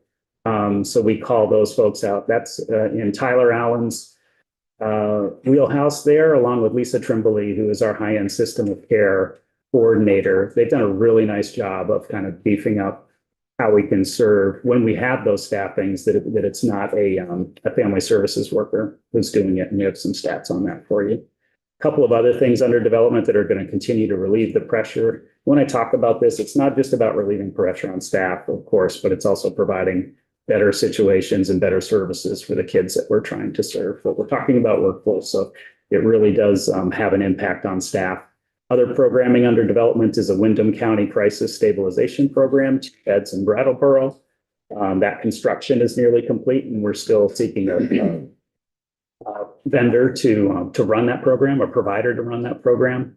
Of course, the psychiatric residential treatment facility has been long sought and still in the works, that PRTF at the Brattleboro Retreat. And of course, Green Mountain Youth Campus, a longer term secure treatment campus for youth that would be larger than what we have now at Red Clover, which is 4 beds, which have been constantly full since opening in October, to have 6 beds of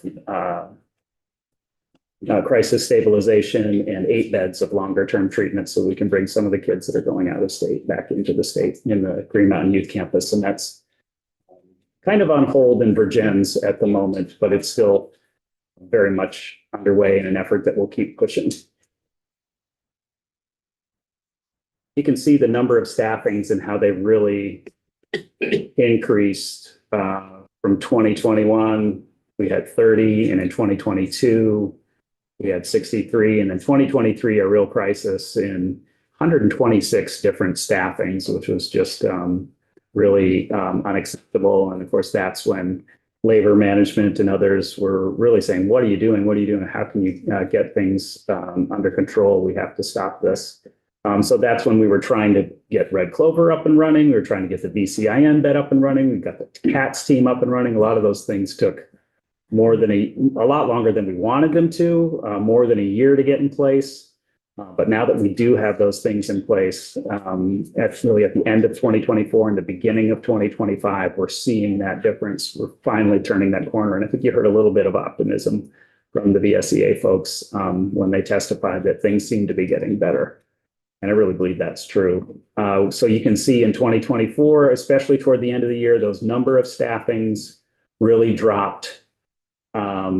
And in the beginning of 2025, I think very few family service workers are getting called out. And when they are getting called out to do these staffings, it's on a very short-term basis, and there are placements available often. Or those staffings are done by the TLC nurses or the CATS team, or we have one of our placement beds to put folks into. So we've had very few staffings by family service workers in 2025. Here's a little bit of the next slide is information about those staffings.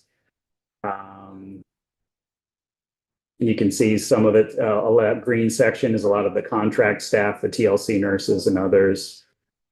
We have respite or foster providers. So that's where Lisa and Tyler have really recruited more of those folks to do these. The CATS team is in there as well, but FSD staff was greatly reduced. And that was in 2024. You're going to see that really drop in 2025. That's the family services section. I don't know, Madam Chair, if you want to hold everything to the end or you want to ask questions about family services before we move to economic services. Why don't we take a pause here and check and see if there are questions around this division. Yeah, go ahead, Representative Garofano. Thank you so much, Chris, for this information. Couple questions. The goals that you shared for at the beginning of this section, I'm wondering if DCF has different goals for different divisions. And like, is this data that you have available for each division?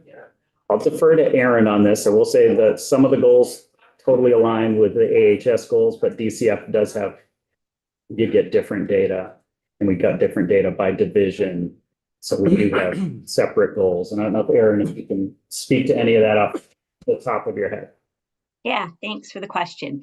Yeah, so there are AHS goals, there are DCF goals, and then each division has their own goals as well, based on employee engagement results, stay interviews, exit interviews, and other surveys. Would you be able to share that data by division, like the goals that are set and then maybe the results of the survey?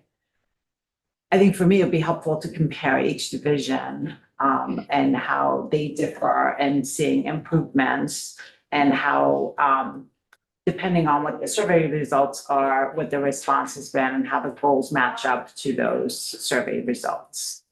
Yeah, would you like me to just talk about 3 really quickly, or do you want me to try and get something together? You can send something, that would be fine. And I have a couple other questions real quick. Does the CAT team get extra pay? They do. Since you said they do. Yeah, I think it's time and a half that you could. Yes, it is. Yes. All right, thank you. And then, as far as the reclassification for, which is excellent, I'm glad, that happened. But how often does the department do that? Do you all initiate that ever? Is there a process to do it on a regular frequency? Or was that specific one at the request of the employees? How does that work? Erin, can you take that one? Sure. Oh, and Erica will have the family services. Go ahead. So there isn't a schedule for reclassification because reclassification is based on if job duties change. So the work, especially we'll just talk about ESD and FSD, but each of the, there's a classification rep again in each of the divisions. So they are kind of aware of some things. And so often class actions, that's for a whole class, they happen between July 1st and August 31st. So people have it on their radar that if some changes have been made, then a class action may be submitted on behalf of management. The employee, individual employee can always submit if they think that their job has changed, and it can be with or without management support. And then finally, when we're talking about class actions, the VSEA can submit on behalf of a class, and that is what happened with the FSW class. The VSEA submitted on behalf of them with management support. And then the outcome actually ended up splitting FSWs into 3 different classes because the call center and the RLSI are different bodies of work than how they were last written up as one FSW class. And I would add, this is Eric Radke for the record, Deputy Commissioner. I would add that for the general classification was brought by the VSEA, but the way it was written, it would not have actually covered the 3 separate classes of RLSI, FSWs, and the CIS FSWs did not get a classification. They did opt out, but we worked closely with RLSI to make sure that they choose to take part in being reclassified as well. So that one was much more of a management driven. Can you remind me what RSLI is? Sure, it's a residential licensing and special investigations unit. And CIES, Central Intake and Emergency Services. I can't even keep all the acronyms straight. Thank you for that information. CIES. Anything else? No. So I'm curious about, well, one, I appreciate the fact that, there's a lot of attention paid to, all of the things that you've given us information about here in terms of goals and, progress and outcomes and things like that. I'm just wondering, how is that shared with staff in each division? So I appreciate that management's looking at it. How is the information shared with staff? And some of the communication goals in the beginning that Erin presented, there were some things on that slide that we skipped over quickly, but we have communication leads in each division. We focus on internal communication as well as external. Both Erica's team and Miranda's team have a communication of the week, so a weekly newsletter. And I think just in the last one that Suzanne put out, they were talking about, Suzanne Shibley is workforce lead and also puts out the communication of the week for economic services. They were talking about actions taken based on what we heard in the employee engagement survey the week before, and what some of the strategic goals are. I think it's really important that we say, this is, because you filled out this survey, this is what we did in response, so that people will continue to fill out the survey. Because if they think it's just not going anywhere, they're not going to participate. So there's And I regular also- communication. Yeah, go Sorry, ahead, Chris. Aaron. I just wanted to piggyback on that and say that that was one of our DCF priorities around the 2024 Employment Engagement Survey, that each division, and this happened back in late fall, winter, when we got the results, each division looked at it at the leadership level, but also shared out with their division the survey results from the employee engagement survey, and then have made a concerted effort to actually share changes that have come about. So that's all through the workforce person. And they've shared that a couple times. And with the employee engagement survey coming out next month, we decided as a committee, we wanted to remind people of those changes in an effort to get a higher response rate, participation rate. So Suzanne chose to do it through the weekly newsletter. Other people are doing it through emails. Okay, thank you. Yeah, go ahead, Representative Bishop. Oh, I'm sorry, Deputy Commissioner, go ahead. I just want to add in also that in terms of making sure the communication is up and down the chain. For instance, we do have a quarterly all-staff meeting, and in the response to the first meeting, we definitely made tweaks based on response from our division management team about what information we're providing next time. And even with a survey question, we asked the team about their feelings about the federal things that are coming up from the administration. Then in the following quarterly staff meeting, we talked about the results from the survey. So we're really trying to do everything we can as quickly and be as responsive as we can. In addition to survey results, we do talk about them in our division quarterly meeting and in our large all staff conference in Killington. We talked about our results then as well. So we really do want to make sure that we're closing that communication loop. Yeah, thank you. I mean, I think that that's really key to employee morale. You know, if you're going to ask people their opinion about something, they want to know, what is it that you thought about our opinion, and what is it that we're doing in response to that, or what are the other things that you want to know about as an employee or to be heard on. So appreciate that. Yeah, go ahead, Representative McGill. Yeah, I saw two questions from my colleague. First, so you've listed out these strategies to support recruitment and retention morale under this family services. Are these strategies you're implementing across all the departments, or are these specific to family services? The ones we're talking about here are specific to family services. Aaron is that connector across the divisions. And so like, oh, this is working really well over here, or these are the AHS goals that we all need to be following. So it really can be different division to division. But we do have, a weekly leadership team meeting where all of the deputies and the 3 deputies and the 3 directors of the other divisions, we're all together in a room, kind of highlighting what's going on in each division, talking about best practices. We have presentations from the other divisions. So everybody gets a sense of the bigger picture. So we can kind of knock down those silos and share best practices. But there may be slightly different approaches. In family services, they're doing such, and not to say that it doesn't happen in economic services or Office of Economic Opportunity or Office of Child Support, like where you have those client interactions that can be really difficult and sometimes traumatic and sometimes dangerous.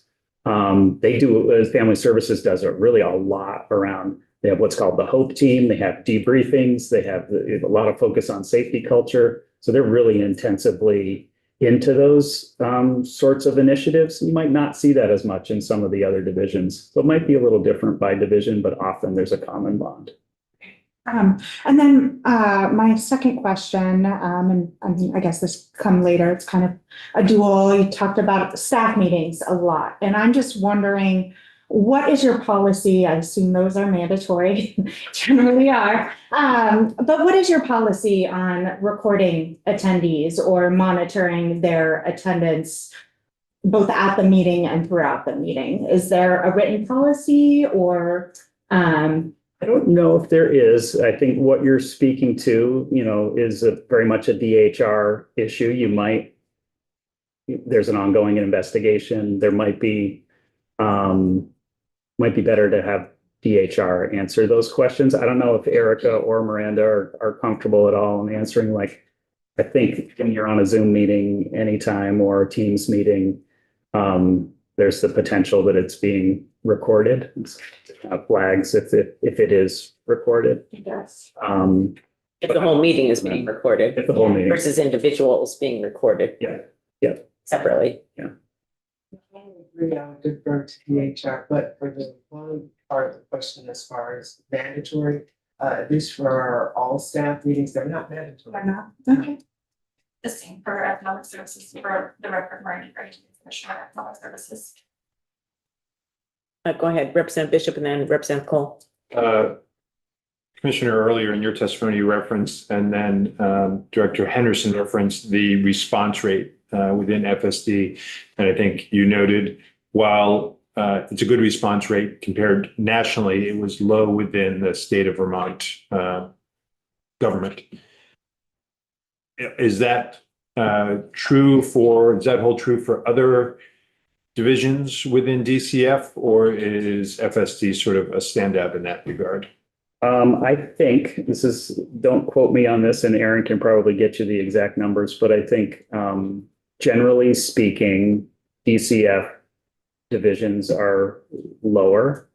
We have some smaller divisions. I think it's probably higher for Office of Child Support, Disability Determination, Office of Economic Opportunity.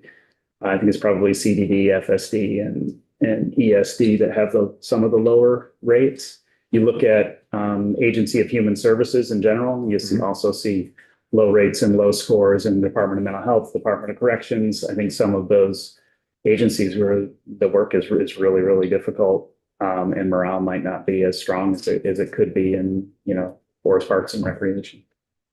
So it sounds like you're drawing a link, which I was wondering myself, between morale and participation. Is there, and Director Henderson, maybe you mentioned efforts, are there efforts underway, or what might be done to ensure that you're getting as wide a response or as high a response rate as possible? Can you speak to that, Aaron? Yeah. So if we're talking about the employee engagement survey from last year, I can speak because I just wrote down the FSD and ESD response rates. ESD had a 59% response rate. FSD had a 46% response rate. DCF overall had a 55% response rate, and the state had a 67% response rate. So FSD was about 9 points under DCF. ESD was about 4 points over DCF with their response rate. The efforts that we're trying to make, to answer the second part of your question, to get people responding, are the things that were asked previously. Traditionally, the statewide, there's a pretty low response for the question around, I've seen the results of the survey. So everybody shared the results of their survey throughout the divisions. Every workforce person did. The second part of that question is, and I can point to a change that has been made because of that data. Again, every workforce person this year made changes and shared those out, have really made an effort to share those changes out. And then the third part is the response rate itself. And we think that by doing that, by showing people we're listening, here are the changes that came out of it, we will raise our response rates for the 2025 survey. I also know that some divisions have decided, and these are our smaller divisions, but they have put a calendar invite on their people's calendars, on their employees' calendars to invite them to take the survey. So blocking out time for them. I think some people are going to end staff meetings early to give people time, or asking supervisors to end their check-ins early to give time. I'll start really beating that drum when the next employee engagement survey comes out in my weekly email. And as part of doing that, I like to say, here are the changes that we made last year based on your feedback. This is why it's important. It informs our decision making. People really need to see that action is being taken for them to feel like it's worthwhile. They should participate. Commissioner. May I add and just absolutely, I am hopeful that with Alma's help and all of the additional emphasis on the statewide survey that will have a better response rate. But I do want to draw a differentiation between our staff survey, our staff safety survey, which is issued by the National Council for National Partnership for Child Safety. And that survey is specifically with healthcare workers, social workers, and it really is tailored to the type of work we do. And that survey we've been doing for the last 5 years, and we're really early adopters to that type of work. And our responses there are by and far larger than other jurisdictions. And the information that we've gotten from there has been particularly strong and positive. And we go through that survey results, not just at our division level, but each district thing gets to dig into their specific information. So we have been responsive to surveys. Good, thank you. Thank you. And I appreciate the national comparative information and participation in national surveys, because it does help to inform, not just sort of where we stack up, but how we can learn from other states' experiences and how they can learn from our experiences as well. So I appreciate that, that you participate in a national survey like that. Representative Cole. Thank you. I have a couple questions on the, I think, 12th slide. And that relates to some of the initiatives being taken to improve retention and morale and all that. So one question I had is about the new positions. So I think in a later slide, we talked about how we had 17 vacant positions, but we're adding 5 new roles here. And I'm curious, are those 5 new roles, are they all occupied right now? Would this be a good opportunity to have Alma? Yes. Come on and testify. Yeah, that Alma Alvarado is on the line. It'd be great for folks to see her face and meet her. She's the focused on workforce within the Family Services Division, and she's the brains behind a lot of this. Alma, are you there? Hi, everyone. So most of those positions are, I believe, I don't recall if all of them are, but there was multiple position changes that were made to support the foster care recruitment and also just the kind of more supportive roles that would creatively support the overall work of the family service workers. So for a lot of those, for the resource coordinator roles, those have been filled except for I think one of them. And then I don't know if that piece was answering your full question, but in general, what we were trying to do is figure out what are besides the capacity needs of the family service workers, how else could we fill those needs? And so that was the hope for trying to create those resource coordinator positions and adding leadership capacity in those districts. Thank you. Yeah, I appreciate that information. And, that's a pretty significant structural change. So I'm curious if there's been a feedback loop from, the pre-existing staff about how that's changed that workplace environment and, what mechanisms you're implementing to try to get that feedback.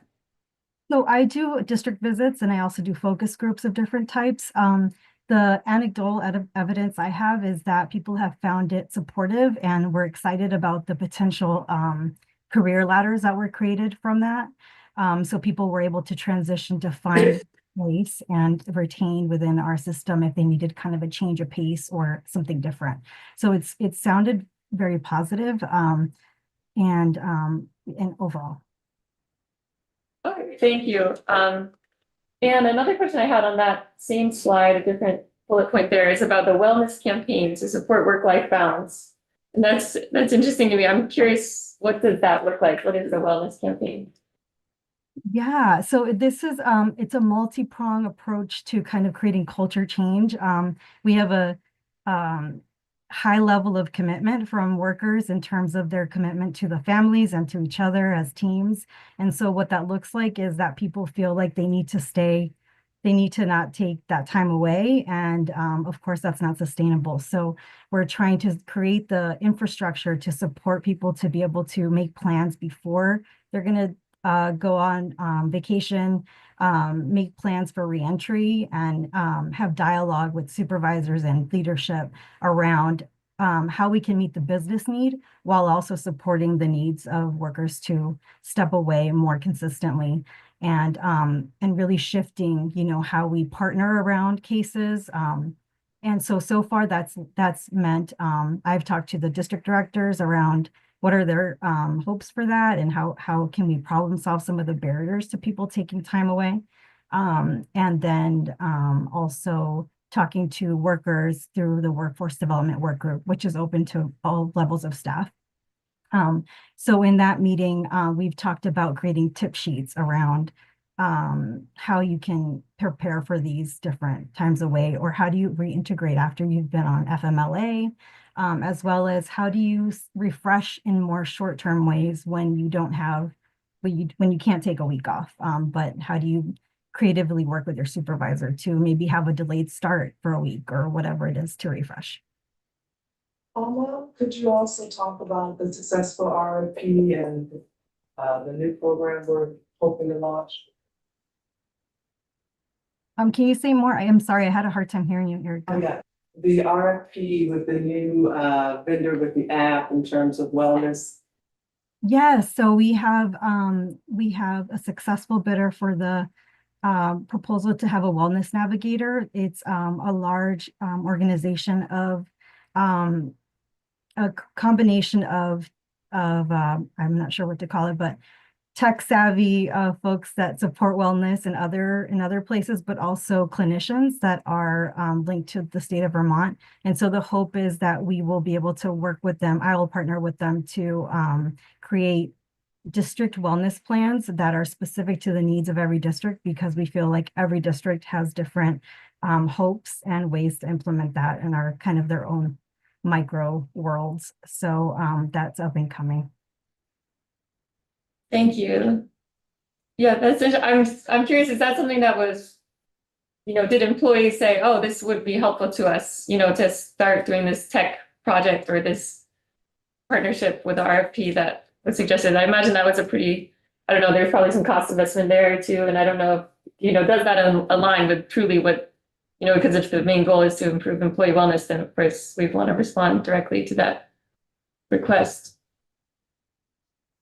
Yeah, I'm not sure that we, I think this kicked off before I took my role, but I can say that in general, people have wanted flexibility about how they take care of themselves, and really have been encouraging, I think, leadership to think more creatively and get with the times in some ways. So I think it dies with that. Yes, exactly, because some of the ideas we initially had for staff wellness, there was the staff wellness group put out a survey, and to our surprise, we received response and said, no, we don't really want that. So we did tweak it to be much more inclusive of staff voice and what they would find helpful. And we're pretty excited about what this app can do in terms of their response, and particularly since it'll be tailored to each district, really dig into what they need, which, you know, Burlington may need something different than Rutland, they need something different than me. I just want to follow up once, because I had a constituent who works for DCF ask me about this question back a bit ago, but after there was the death of the family services worker in DCF a few years ago, there was specific mental health support for employees around the ability to access workplace counseling on a pretty routine basis. I guess there was, I don't know the exact name of what the program was implemented, but there was counseling available to folks. And then it seemed like it, according to this worker, sort of phased out. Yet, of course, the need, I think, continues not only in FSD, but in economic services as well. on it, and I'm not even sure if that kind of support is offered in economic services, but this seems like an attempt to try to, I guess, deal with folks' stress in the through their mental health. And I just trying to figure out, they seem to have really valued that service. And is that something that's available to people now? I mean, I know that there's the employee assistance program, but this was specific to the stressors related to, working in family services, at that time, but that continue on. And we know it's very difficult work. So do you have that kind of support for workers? We still have the Hope Team, which is, of course, social workers, FSWs embedded in each division as well, or each district office, as well as clinicians that you can reach out to. So these are people that intimately know our. So we have the Hope Team, and the app I'm talking about, this is more work-life balance, not so much mental health. Okay. But I wasn't here back when we were here with Andrew, so I'm wondering, Alma, was there something in addition to the Hope Team that was employed at that time? No, it's clinicians available to support workers through the Hope Team, and that still is in place now, so people can reach out to that. The RFP will give us, though, more hours available to support clinical access as well. But that's just on top of it. It's just additional. And will that only be for Family Services Division, or will that be for other divisions as well? That's for family services. It's in the Family Services. Sorry. It's in the Family Services Division. We are, the Deputy Commissioner Gray has explored a similar Hope Team type of project within Economic Services as well. We have a clinical director in the Commissioner's office who ties some of that together. So she's assisting in trying to bring Hope Team-like services to other divisions in DCF. And I do just want to say, the app is just one piece of a multi-pronged approach here to wellness. We're not pretending that an app is going to fix anything, but it's just another, I think, a way for people to access how they're doing and services that might help them out. It was in the budget last year, I believe. I think there was $100,000 in there to go toward wellness. People feel supported in different ways for different people. I get that. Okay, why don't we move on to economic services? Okay. Thank you. Thank you. So with the economic services slides, they're greatly, mostly focused on the removal of telework and how for certain positions within the division and how we arrived at that decision and what we've seen as a result of it. To give a little bit of history here, the Economic Services Division first moved to remote work in early 2020, as many of us did, that March of 2020, when everyone across the country was to telework to stay safe from COVID-19. That was a really challenging time, to say the least, because new programs and federal money also started flowing into Vermont. But also in some respects, it made it easier because a lot of the federal rules were waived and benefit levels increased for Vermonters and many of the programs that ESD administers. So it was a time of great change across state government. And folks were figuring out how to work from home and still serve Vermonters in a fair and efficient way and get the job done. And so when things were kind of declared safe, it was in fits and starts. People started to move back to the office. Like most of state government, the Economic Services Division allowed for a hybrid option. So some in-office work and some telework. And just remember, we have all of those 12 district offices across the state. And before COVID, people were very used to coming in and getting service in person. A lot of that moved to telephone and online during COVID. And it was, really a question of how much in-person service we were going to continue after that. This evolved eventually kind of an unofficial telework policy in DCF before my time, which was a 50-50 split between being in the office and working remotely. And so over time, as some of those pandemic rules went away, the regular rules came back, the money started being stripped away for certain things. it was becoming more and more obvious to us that ESD was struggling to administer programs in a timely manner. And the following write-up, the following slides show some of the data points, including application processing times, which is a federal Food and Nutrition Services requirement, call wait times and maximum call wait times, a timeline of all of the things that we tried over the last couple of years, sometimes with success and other times with having to stop and try something different. And it also has staff retention data in here because I think you heard some things about ESD, employee morale, and people looking for other positions. So, a lot of this is driven by our need to serve Vermonters. Both we want to do a good job and provide them service where they want it and how they want it, but also there's a lot of federal impacts that occur. There are federal requirements that we have to meet, or it jeopardizes our funding for some of those federal programs. So, FNS, 3 squares, oversight, we have to do things within a certain time frame. We have to have a certain number of error rates, a certain level, or we get audited and we get some of that funding removed. So we were very much focused over the last couple of years on how we are serving and how we were doing and implementing some different strategies on how we might do better. So some of those reasons for change, so I just went over that. We saw that, we were looking at processing times, we were looking at average maximum call wait times, we were looking at the timeline of the solutions we tried. We realized that we tried to add some more overtime and realized that overtime alone wasn't going to resolve the backlogs or the system issues. And so we needed to look at something more systemic that was not just a temporary fix. So there's a lot of information on these slides. I'll try to step through it fairly quickly, but you'll see the next 3 slides are the actions that we've taken in economic services in 2023, 24, and 25 that kind of led to the decision to bring folks back into the office. In 2023, this has been a long evolving process where we're trying to bring those times down, application processing and call wait times and accuracy. We started a leadership coaching series for supervisors in June of 2023. That was one of those times when I approved overtime for cash to try to get to the backlog.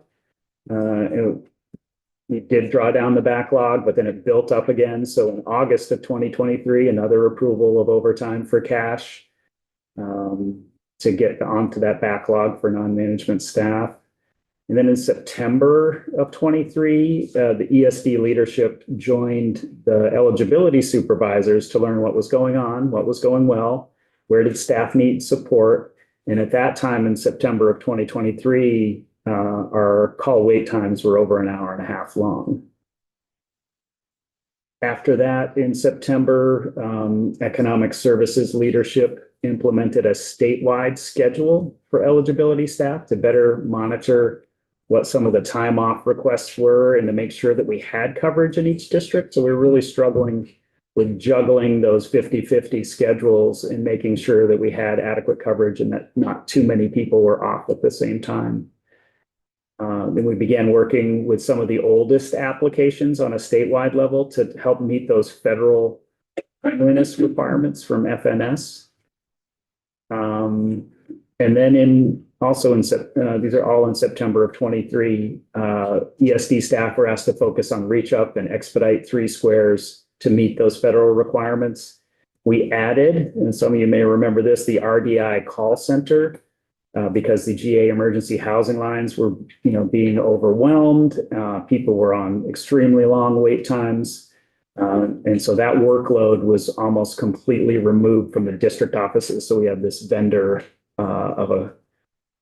you can correct me if I'm wrong, I think it's 12 to 18 folks in that are answering calls during the workday to remove those GA calls from going to the district offices.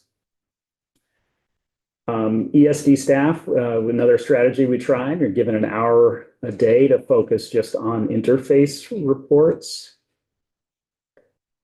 And then moving into 2024, ESD underwent some strategic planning. That plan was released and crafted with input from every employee in economic services at that time. That was a little over a year ago.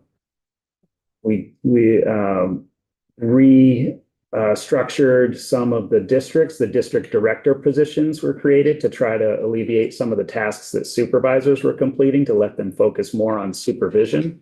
And 2 positions were taken from the central office to go out to the field to accomplish this. And they had a 100% office presence requirement. So we made sure we had supervisors in the offices, in the district offices, and always present and available to the staff that were there. We started weekly supervision of across all of economic services and rolled out our first in central office and then to the districts. In June of last year, training and tech support for the transition to the new Amazon Connect service, which is the new state call center platform, hoping to make things more efficient. And there's a potential for using some AI there as well that we're looking at. In September, I approved overtime for non-management staff to work for cash. And again, we were offering OT overtime to the frontline staff prior to Labor Day, but weren't able to make any sizable gains on getting out of the delayed processing cycle, which was leading to a lot of high call volumes, a lot of longer wait times across both the interview and general telephone queues. So we were struggling again with those processing times and call wait times. This is slightly out of order here, but in July, ESD leadership updated the statewide schedule for eligibility staff so we can monitor those time off requests, make sure we've got coverage. We were again struggling with coverage and discovered that during July 5th, we had 49 out of 99 staff members out of the office at the same time, which can often be a problem around the July 4th holiday. But we were really struggling with that in-office coverage and being able to serve people. And then in the fall, changes to show that outbound calls read state of Vermont instead of unknown. That was a serious problem. People were not picking up when they saw the unknown on their phones to let them know that it was state of Vermont trying to call them back. So that's another kind of effort toward efficiency in process. And in November of 24, those phone wait times were still over an hour and a half long, despite the many months of focus. And that's when in November, telework was suspended indefinitely with a 2-week notice. And in 2020, and this year, we began moving positions to the call center to bring clarity to some roles because people were bouncing around and doing different work. The hope was to reduce the mental strain of staff of having to pivot from doing cases, taking phone calls, taking walk-ins. And that was something that the deputy commissioner and her team kind of learned from some of those listening tours and visiting at the district offices. And staff now have clarity. You know that if you work in the call center, you're going to be answering the phones all day. And if you're working in the district office, you know what tasks you're going to be handling during the day and not be on the phone as much. It's another processing efficiency, adding color strips to the envelopes. And call wait times had started to come down to about 45 minutes at that time. We did something called Expedite Calculator to help staff identify cases that needed expedited attention, which is something that you have to do for federal compliance. Call wait time still just under an hour at that time. And in March, the call center is fully staffed and began taking all calls except for the GA calls, which are in the call center, the RDI call center. And call wait times really started to drop to about 28 minutes in March. And now in April, the data that we have at the moment is that the average call wait times are somewhere around 15 minutes. And these next ones are just charts showing some of that information that I talked about, including application processing times as well. I can be very quick with these last few and then open it up for questions for folks. These are the 3 squares application processing times in days. And you see that nice downward trend there for the last 8 months. It was about 16 and a half days in August, and now we're at about 10 and a half days. Reach up application processing, a similar trend there. For fuel assistance, again, a lot of similar numbers there. We're about 8 months ago, we were 16, 17 and a half days there, and now we're closer to 11 and a half days on average for application processing. Here's some of the call wait times here for the averages for the general call wait time went from about an hour and 52 minutes to closer to 15 minutes in April. And some of those are seasonal fluctuations, but we're seeing a consistent downward trend here in those wait times as we build the infrastructure, increase supervision and training. And we think as a result of having folks in the office consistently. And then during this next slide, the maximum call wait time. So this is not the average, but some of the maximums, some of them take a really long time. Prior to telework suspensions, some of those were over 3 hours long, and we're seeing much less of that in recent months. And as we did this, this was not an easy decision, and it was done on fairly short notice. We wanted to really pay attention to the workforce after calling certain positions back into the office and removing telework. So we wanted to really look at, were we going to see people resigning? Were we going to see people moving? Were we going to see additional requests for reasonable accommodation? So we're tracking all of that information very closely. What we have seen so far is no overall increase in turnover. So for the time from November to present, we compared that to last year in the same time frame. I think it might have been exact 19 resignations during that period. And people resigned for a variety of reasons, but it's the same number of resignations in this period as it was last year. We had 14 district staff, and we do exit interviews, and 6 of them cited the telework shift as one of the factors. 8 of the staff did not mention that. There were some voluntary position changes, so they volunteered to relocate to the call center to a remote role because that worked better for them. 9 applied and transferred to the benefit services call center in a remote role. And then for the turnover rates were unchanged. The new hire experience we do with more in-office presence. Some of the new folks coming on have an improved onboarding and team integration, and a notable improvement from some of the challenges that were reported for new folks, especially during full telework. And then just to point out that although the telework removal was given on very short notice, we did have a focus on being flexible for folks, looking at alternative schedules. If they couldn't make childcare arrangements or had other things going on in their lives that were not easily rescheduled, we did work with those folks to make sure that they could get to a place where being in the office still worked for them and work for their schedule. And the last slide are just you've heard some of this today, the ongoing staff engagement efforts in economic services. We do those annual in-person listening sessions with leadership visiting the district offices. We do staff Q&A with goal setting tied to the strategic plan. We have biannual progress updates that are shared with all staff.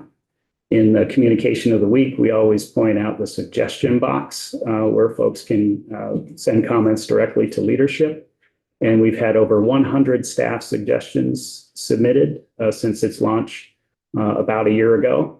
And some of the responses are shared in the weekly newsletter. When we talk about transparency and data sharing, we share, as Aaron mentioned, the employee engagement results. Themes from the stay and exit interviews. We collect all of that data, and we have some workforce initiatives that come out of that as a result of what we see in the exit interviews and the suggestion box and the listening tours. And here are some of the initiatives that were formed by staff feedback. We had professional and leadership development, improvements to hiring, onboarding, and SharePoint access. We show that outcome data regularly in the communication of the week. We have monthly division leadership time dedicated to learning from that data in ESD, and an open door policy from the deputy commissioner. And we also do, as Erica mentioned, the family services division does all staff meetings. The family service does that. Economic services does that as well, with virtual meetings to share updates with staff. and something called the Mentimeter tool, which I don't know what it is, but Miranda can maybe talk to that to introduce to enhance engagement. And staff are reminded by email to send suggestions ahead of those meetings. So a lot of information about economic services as well. Thank you for listening to me, and I imagine you have some questions. Can I just say, does the Commissioner Gray have anything you want to add that I might have missed there before we go to questions? Thank you. We have Representative Steady, Representative Cole, and then Representative McGill. I'm hearing this a lot from taxpayers and people in Vermont, that it's their understanding there's a lot, I'll put it in a question. There's a lot of office locations paid for by the state with taxpayer dollars that is being leased, and there's a lot of empty space not being utilized due to staff working remotely. Is this true?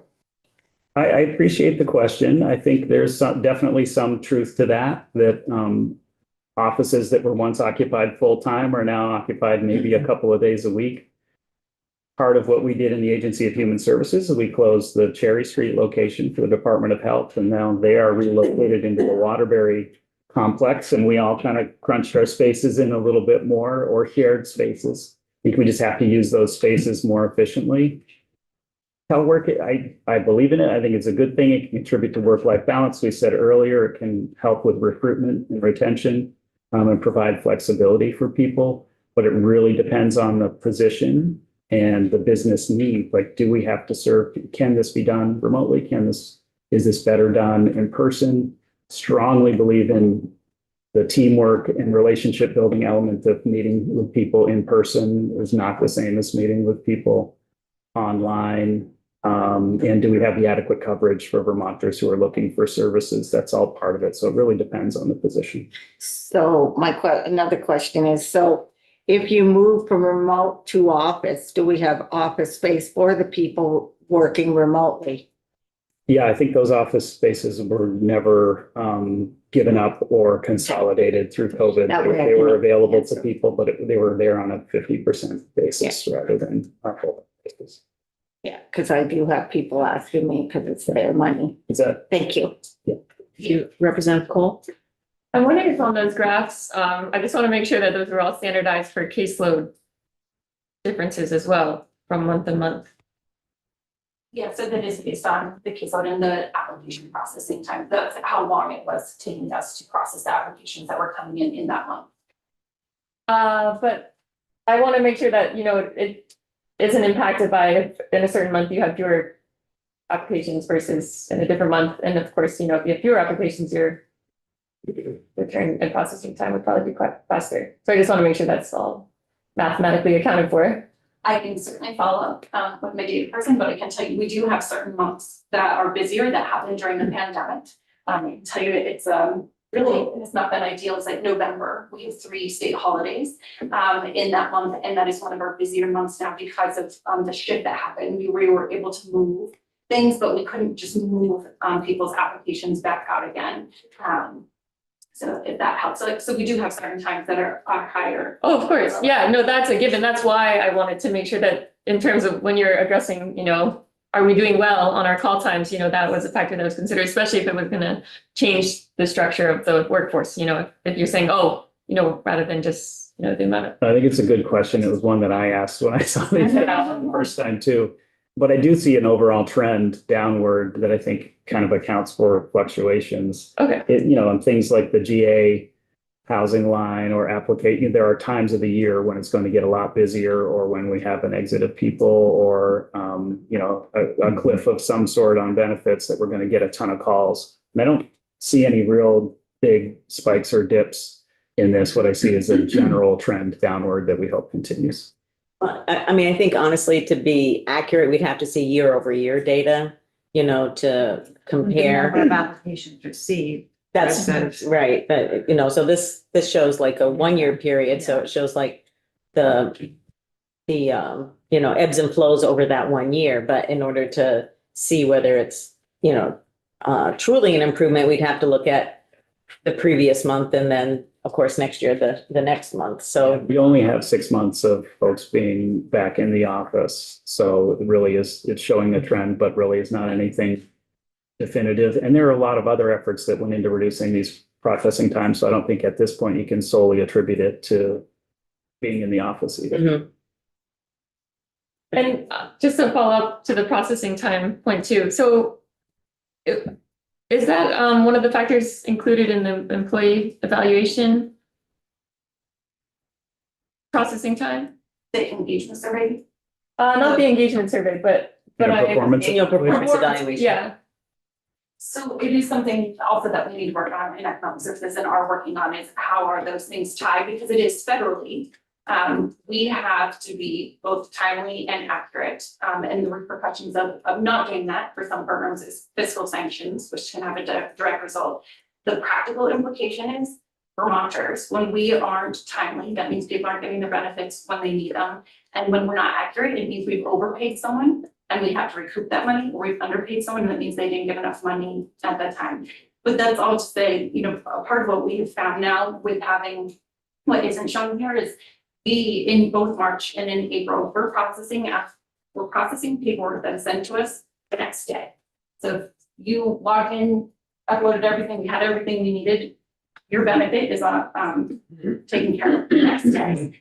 We are finding where we also have capacity to be able to then reinvest in staff. And so that is both, how do we help staff understand, you know, this federally, what pressures do we have, what trainings do we need? But it's also to give back to staff on what are their interests, what are their professional goals, what trainings are out there that they've had interest in.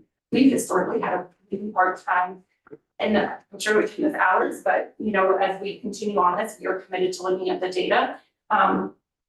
Just to be able to do mandatory trainings was a huge effort in economic services, because right, you have to have your phones, like they have to be on. That is not an option for us to turn off our phones, and so you have to be able to meet the needs of Vermonters. But then we would also have to be able to train people. We're experiencing this now in GA. It is incredibly challenging to be able to implement changes on the fly. I guess I would say, with not having planning for the time, because you don't have somebody else who can take that work. We have built that capacity right now on our website. yeah. So I don't think you answered the question, Deputy Commissioner. The question was whether or not call processing times and these other metrics that you're showing were used in performance evaluations for employees. But I don't believe across the board they have been. In the future, yes, we are trying to establish what those metrics should be, so it's very clear for employees of like, this is the range. This is what I know when I knew how many applications or how many calls I should be able to process when I'm settled in, and then when I am seasoned and I know the programs well. So, yeah, thank you. So I think part of the reason I ask is because it seems like there's sort of a conflict in receiving, you know, staff were receiving very high achievement in terms of their performance evaluations, you know, and getting, you know, good response times and, you know, achieving those clients' needs. But, you know, the response too is with very short notice saying you need to work, you know, in person, even though, you know, it was a part of the original job description to not. So, you know, I think that on a person by person basis, I don't know if, especially if someone signed up for the position with the understanding that it would be a hybrid position, and then they were fulfilling their duties to the optimal degree, especially when it comes to, you know, fulfilling client needs and response time, you know, you can see sort of the conflicts there that in communication and expectations that might come to fruition. So I don't know, hopefully that makes sense. I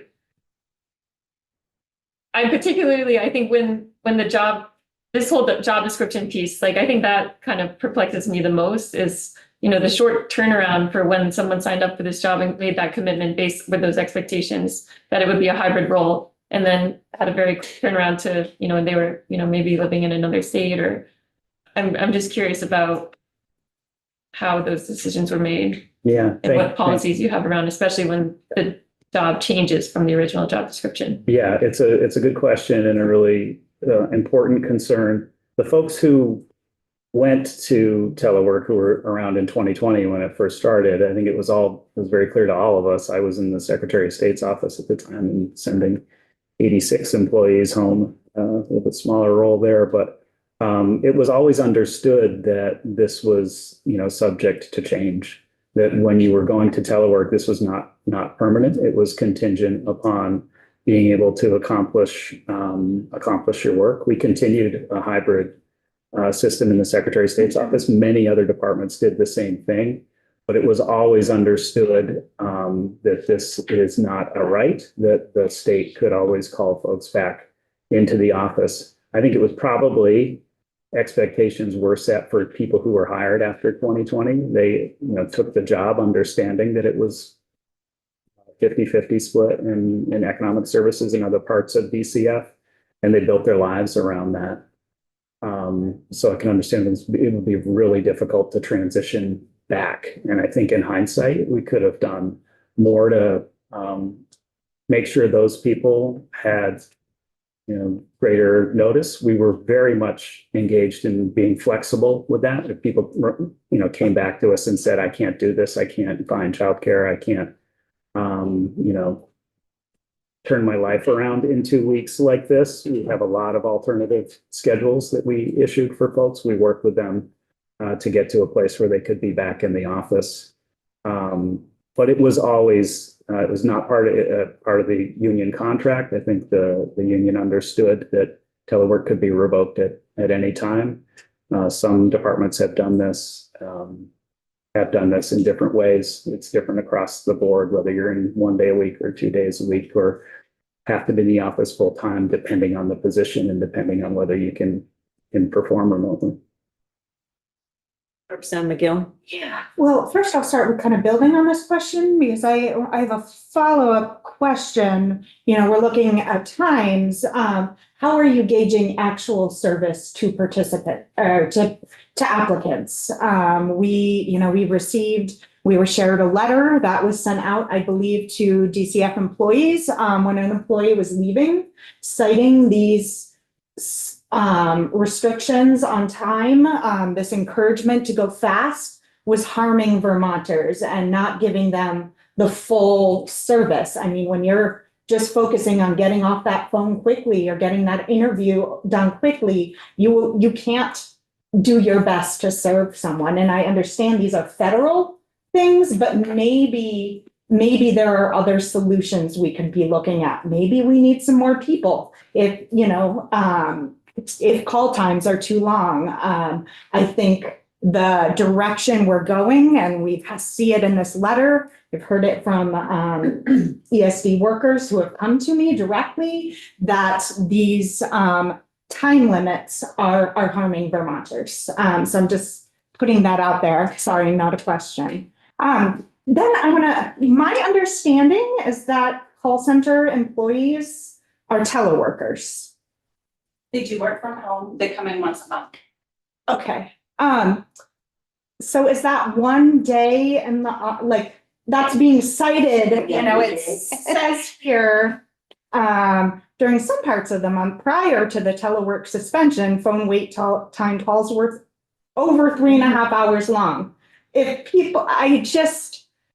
the majority of their time of the people to be clear, our district office staff, this is a part of trying to be very clear in defining people's roles. Our district office staff also had to be on the phones. You can't have wait times that high and not have if you said the term all hands on deck, you would get a visceral reaction in ESD because they knew that meant we all had to get on the phones because the Vermonters are waiting for us and hours long. So what we did starting in February and then completed in March were moving positions, right? So if you work in a district office now for economic services, and I was just in 2 of them last week, you know that you are processing applications, you are engaging with Vermonters who are coming in, and they are coming in and they're staying now. That's a difference, because before it was too long of a wait, even there to be seen in person, because we would see this, phone lines get too high, people come to the office hoping that would be the way that they can engage with us. So now it's minimal. We know that at the first of the month, the first couple days, and then after holidays, our phone lines are usually busier. And so we have said to district office staff, like, we might need your help supporting the call center. But so far, for both in March and April, we haven't had to call on them to do that. So much so that I had an employee say, like, it's been great. I'm not on the phones at all anymore. I love this.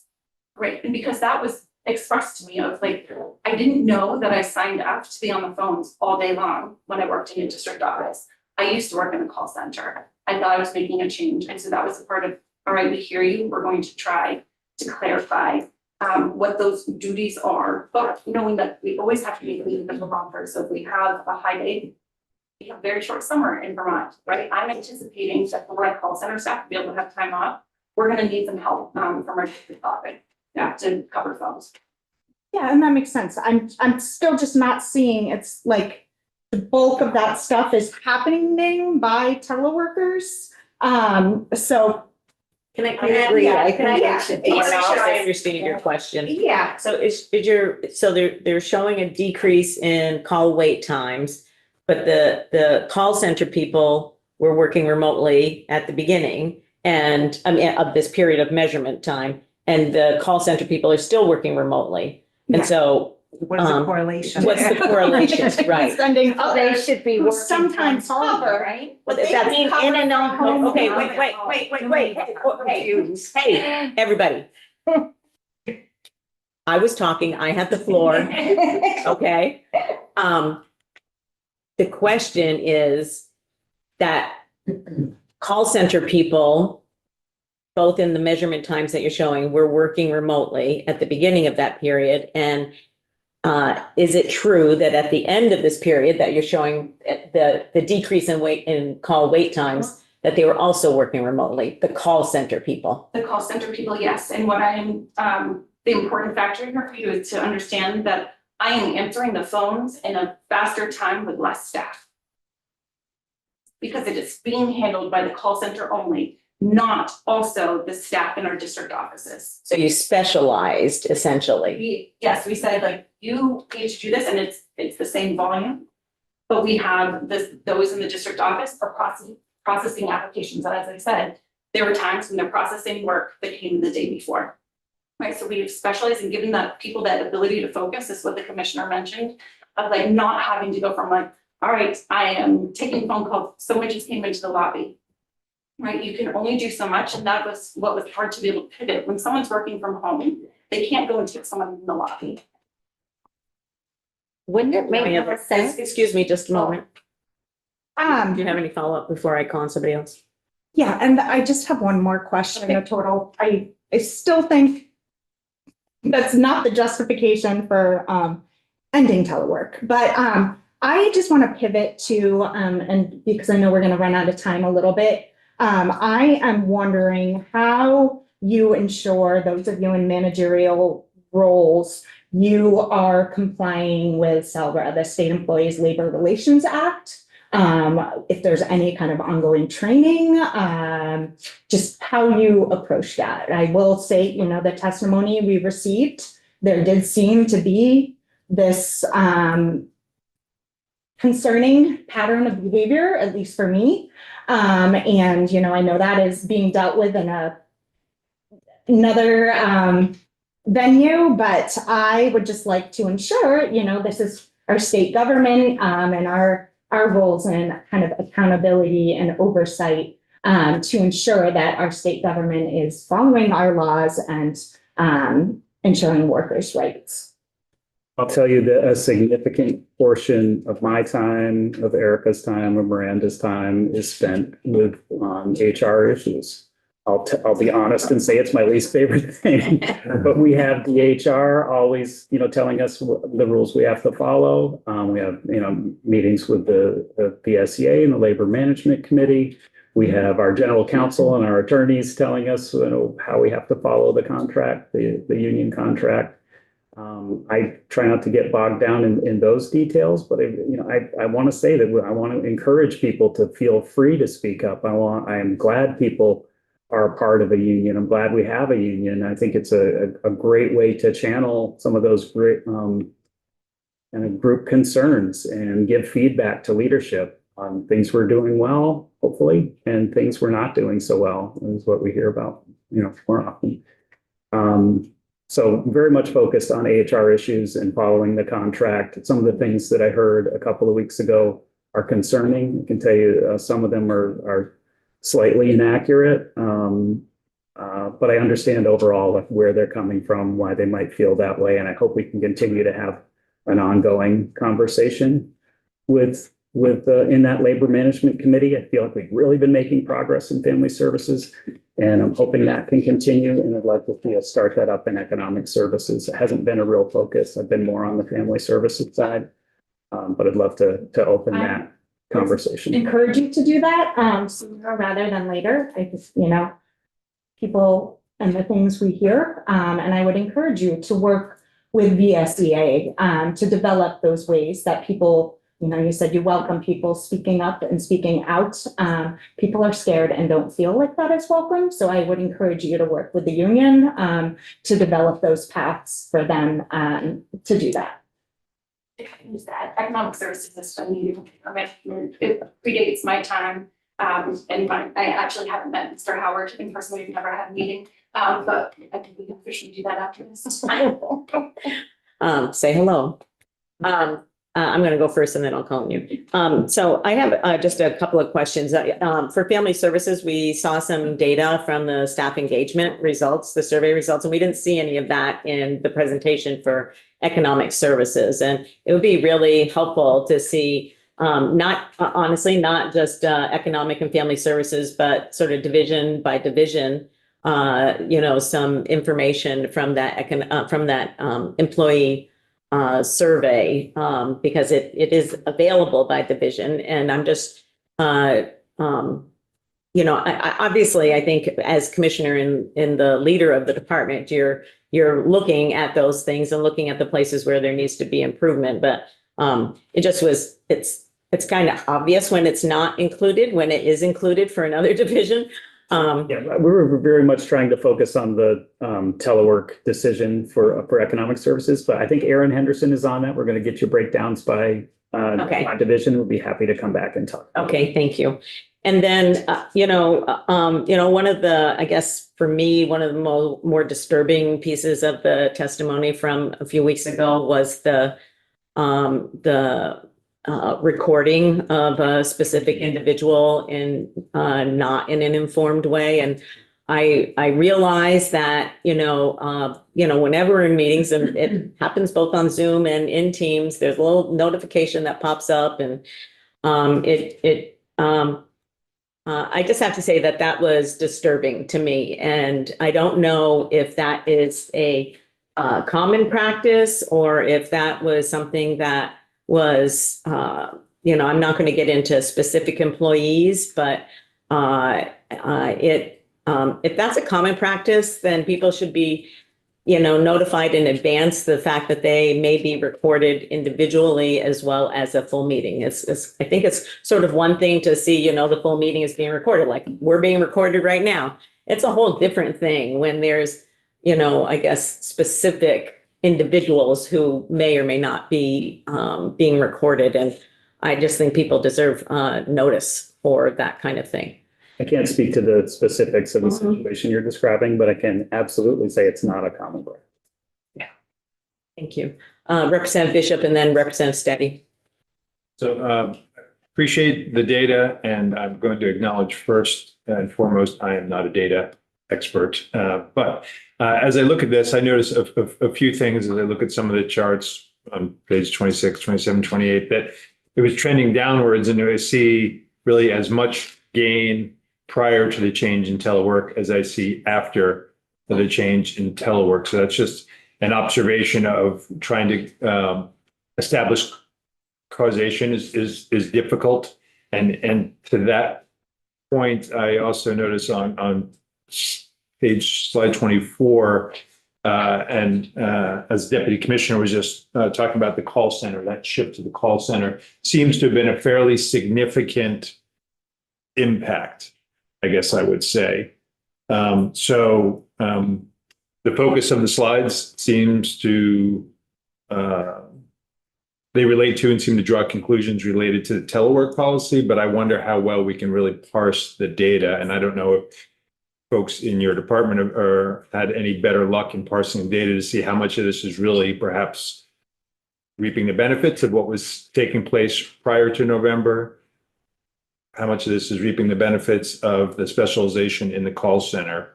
And how much really relates to the shift from telework?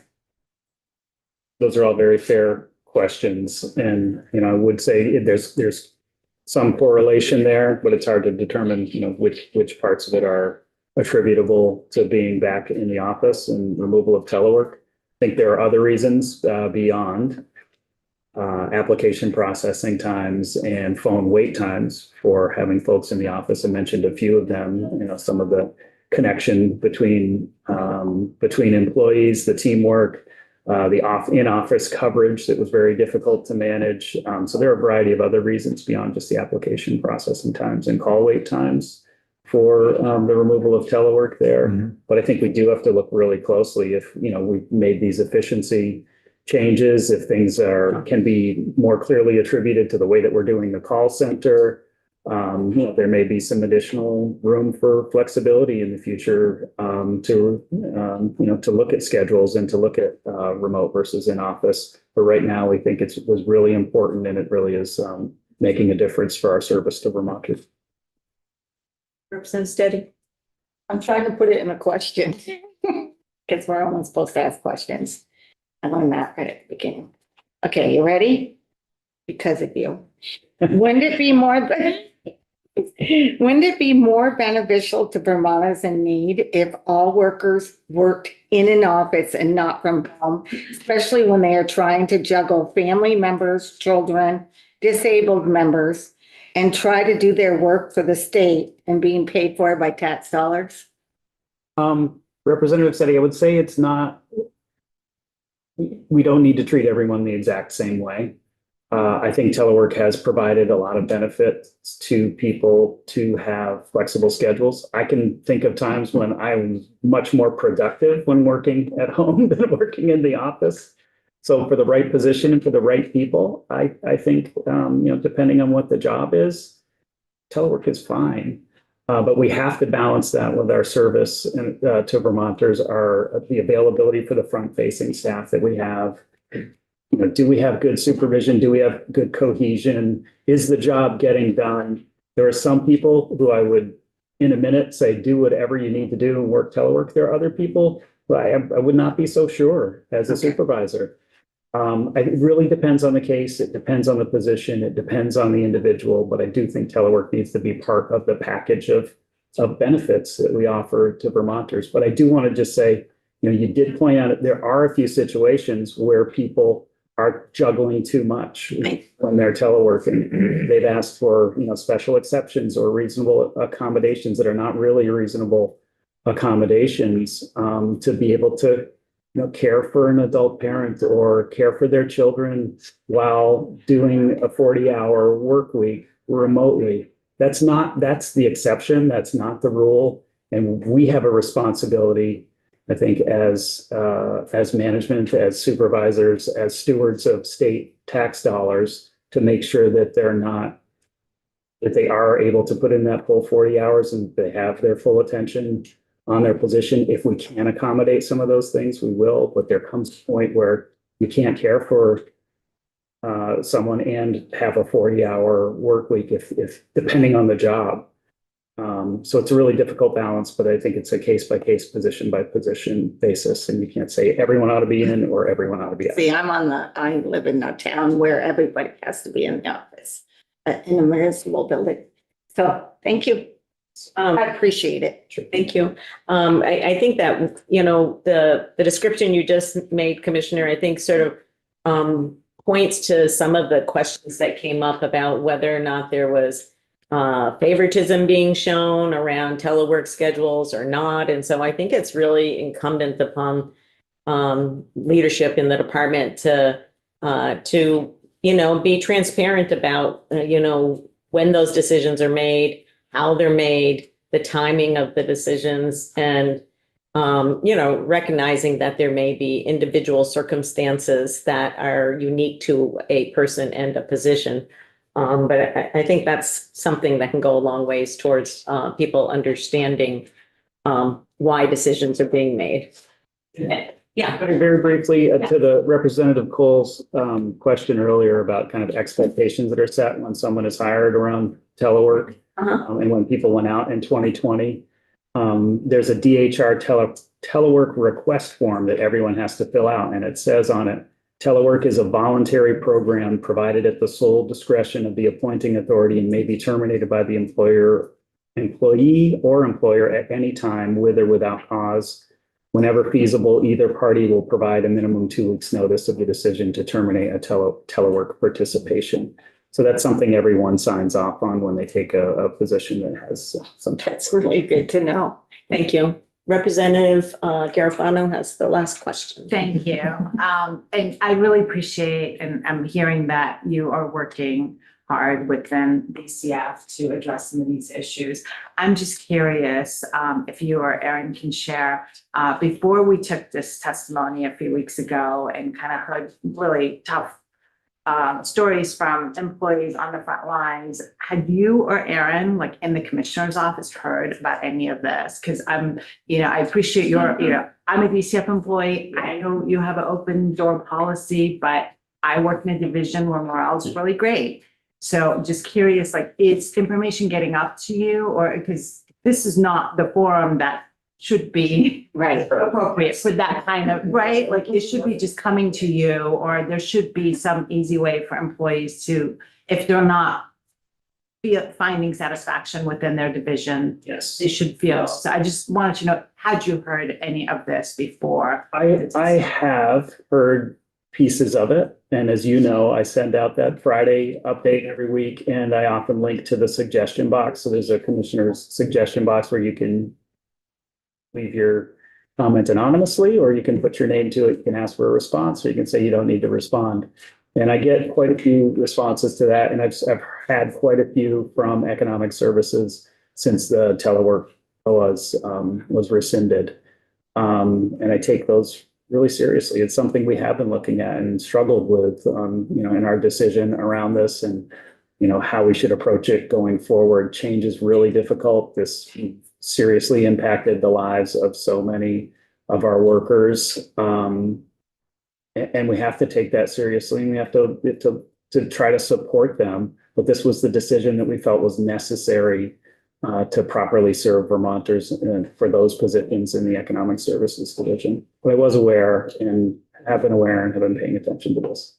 And I do just want to follow up with, I guess, one last comment, and that is that while we heard from a few folks, either anonymously through reading of letters or individuals specifically, that there have been other ESD workers who have, I know, have contacted me, and I think some of our other members. And so they, I'll just be honest, they have been afraid to speak up. And so I appreciate the fact that you're hearing that, and that you will have some focus on that. And hopefully when we come back a year from now, we'll see some of the results like we're seeing in family services, because that's really important. Thank you. And thanks for making the time today. Okay. Extra time. Extra time. All righty.